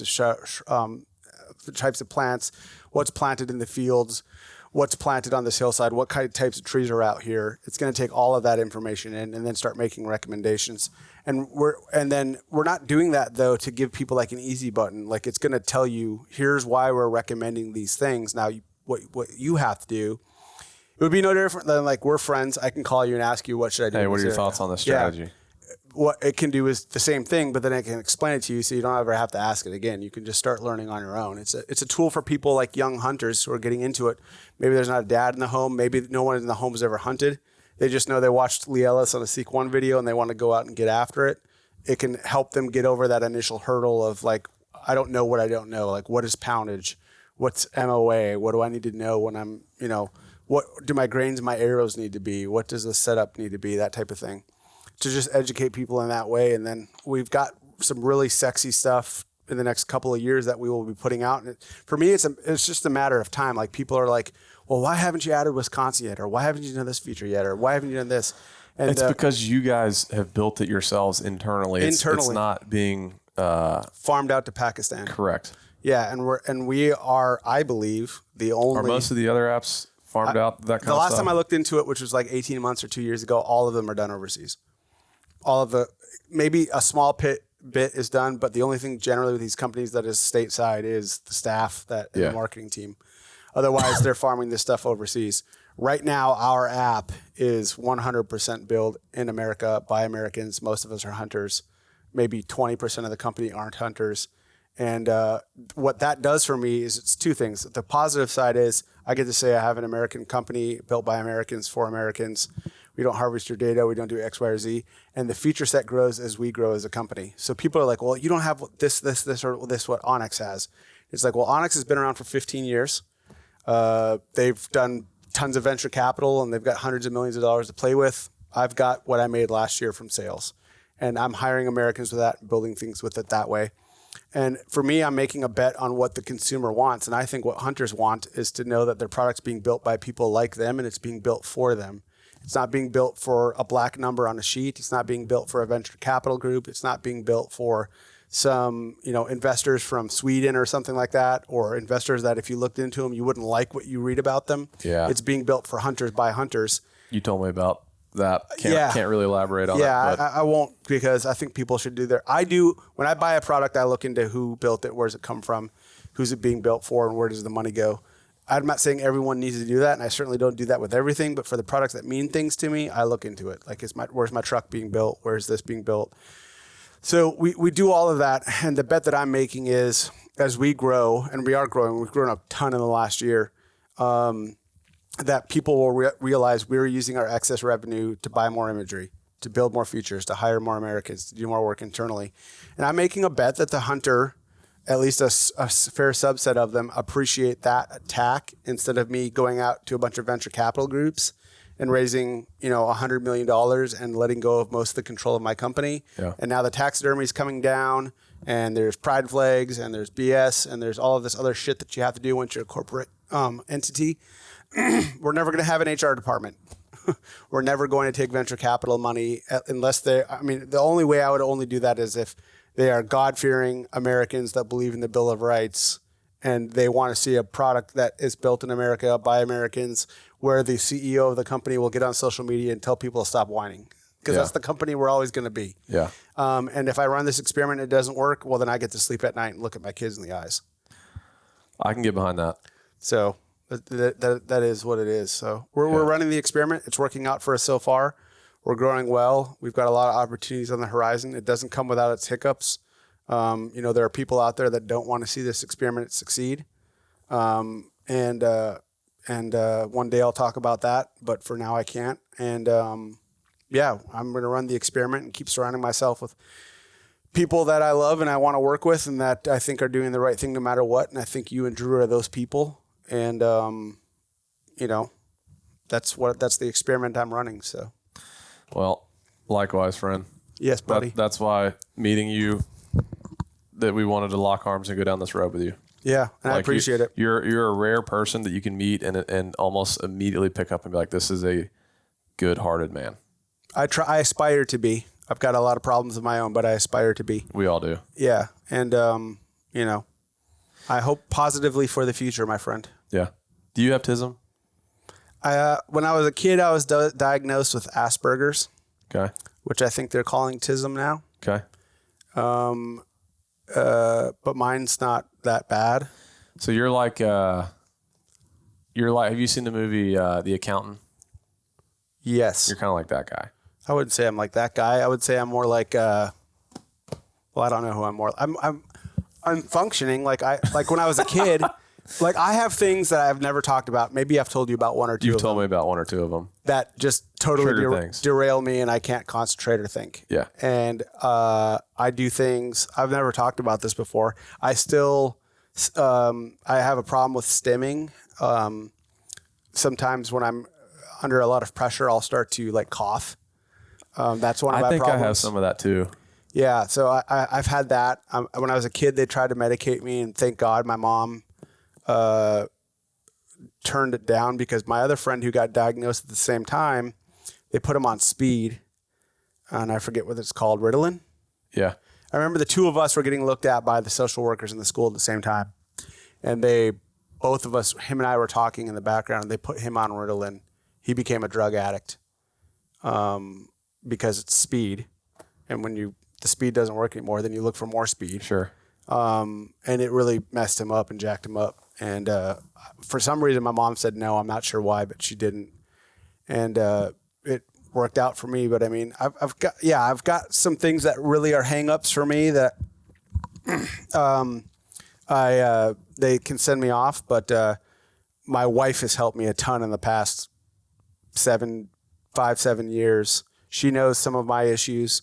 She helps me around some of those things, but it really doesn't affect my day-to-day too much. I find it's highly linked to my diet when I'm eating certain types of things. Mm-hmm. It gets worse when I'm not sleeping well, which I never really sleep well, but I need at least 5 hours a night. I was diagnosed with Asperger's and ADHD when I was a kid. And to me, I kind of see it as a superpower more than I see it as a problem because I've always been highly disagreeable. My wife's really helped me with that. I've always had problems like thinking about other people. I was really bad while I was in the Army. Like I just didn't give a shit. I remember you telling me some stories in the Army that was like, wow, whoa. Yeah, like I was really not a bad person, but I just did not, like if you had a problem, I don't care, dude. This was like a joke you made back at one of your commanders or something like that. Which one? I know there's probably several. I don't remember exactly which one it was, but it was like something you said back that I imagine didn't go over well. Yeah, I had a bunch of that. I got in trouble in my military career for it because I just wouldn't stand by and not like, this person's fat, sir. She couldn't get this fat if she wasn't eating more than she needed to. Now she can't pass a PT test. She simply needs to eat less, then she'll pass her PT test. It's like, Chief, you can't say that. It's like, why? That's the diagnosis. Just spade a spade. Yeah, just call a spade a spade. And I especially had problems with it when I was a really young soldier because I knew the rules and the rubrics of the system, and I felt like they were exceedingly easy to follow. In the military, it was wake up on time, pass your PT test, say yes, no, sir, and shoot well and run well. If you do those things, you're going to be fine in the military. And people wouldn't get it. And I'd be like, look, dude, just run more. Just eat less. Run more. Show up on time. There's a clock. When the clock says 5:30, you should be leaving your room. We should be at formation 10 minutes to 6, ready for PT. This is all simple. And so I would really get down on people and people who outranked me. I'd be like, Sergeant, you are fat. You are so fat. Like, and you're embarrassing. Like, when my squad leader, you look as fat as you do, I get embarrassed. Like, you're an embarrassment. The joke, the one you told me about was like, you said something smart back, like a cheeky remark back. I don't you're thinking of basic training. I think it was. My basic training. So I'll tell quickly when we can go. People can check out. Deer hunting talk is over. If you want to check out, please check out Spartan Forge and Sequan. But I was in a formation, and the drill sergeant was calling off names, and he got to my name, or he said Thompson, and he goes Thompson, and I was like standing there, I'm like, is he talking about me? I don't know if he's talking about me. And he's like, Thompson, and I was like, do you mean Thompson, sir, or drill sergeant? And he's like, Thompson, there's an H here. In the English language, when there's an H, we pronounce the H. And he's like, why didn't you come up when I called your name? And I was like, I don't know.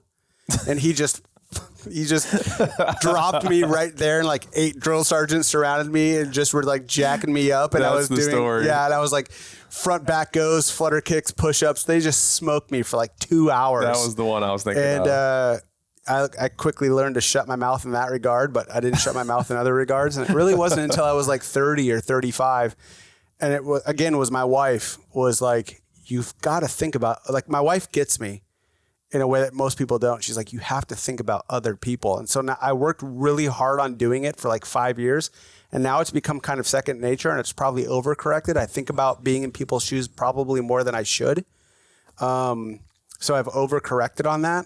But that was definitely a problem for me when I was a kid. When I was a kid, it was just... I've seen you who you are now, which is the overcorrection of like thinking a lot about the other person's shoes, because you're very, very empathetic. She really helped me do that, and it really has helped me in my life. And it actually makes me cringe when I think back about how I was, because it just never occurred to me that, and it just sounds so crazy even saying it now, that other people have feelings, and how I react to that will influence them. Because for me, the world was just a simple place. Yeah. System of inputs and outputs, act accordingly. Well, they give you the rules. You've talked to me. You're at the top of the list. If I'm having a bad day or something's going on, like, you're at the top of the list that I call, and you've always given me extremely wise words that have meant a lot to me and carried me through some stuff. That's great to hear. I don't know if hunting it's true. related or life related in general. I'm glad to be your friend. And in the same way, you guys have been my Sherpas and sages in the hunting world. And I can say confidently that I would not be here without you guys. So it's been a fun journey. It has been. Just well, I'm not gonna say it's just getting started, but we're in the middle somewhere. We're in the middle somewhere. Yeah. Very good. Thank you for making the trip. Thank you for having me. I know you flew in town for this. Yep. I think we're gonna go get dinner. Yep. I know Adrian's waiting on us. And but yeah, thank you for making the trip, man. I always enjoy getting to sit down and talk with you. There's 1,000 different directions we can go whenever we sit down with you, because it's like there's just a lot to talk about, a lot you know about, and I can always just throw something really, like, I can derail it quick of like, all right, let's talk about aliens, and you just like, all right, here we go, buckle up. So yeah, I'm not gonna do it. I don't enjoy podcasting, to be honest. Like you said before, people think you're an extrovert, and people always think I enjoy doing this. And this is one of the few ones I genuinely enjoy, because I never know what's going to get thrown at me. Yeah. Right, I always try to keep you on your toes. You do. Y'all check out Spartan Forge and support Bill and his team. Yeah, let me know what you hate or what you love, and I'll be there talking to you on social. America. America. See you guys. Thanks. Bye.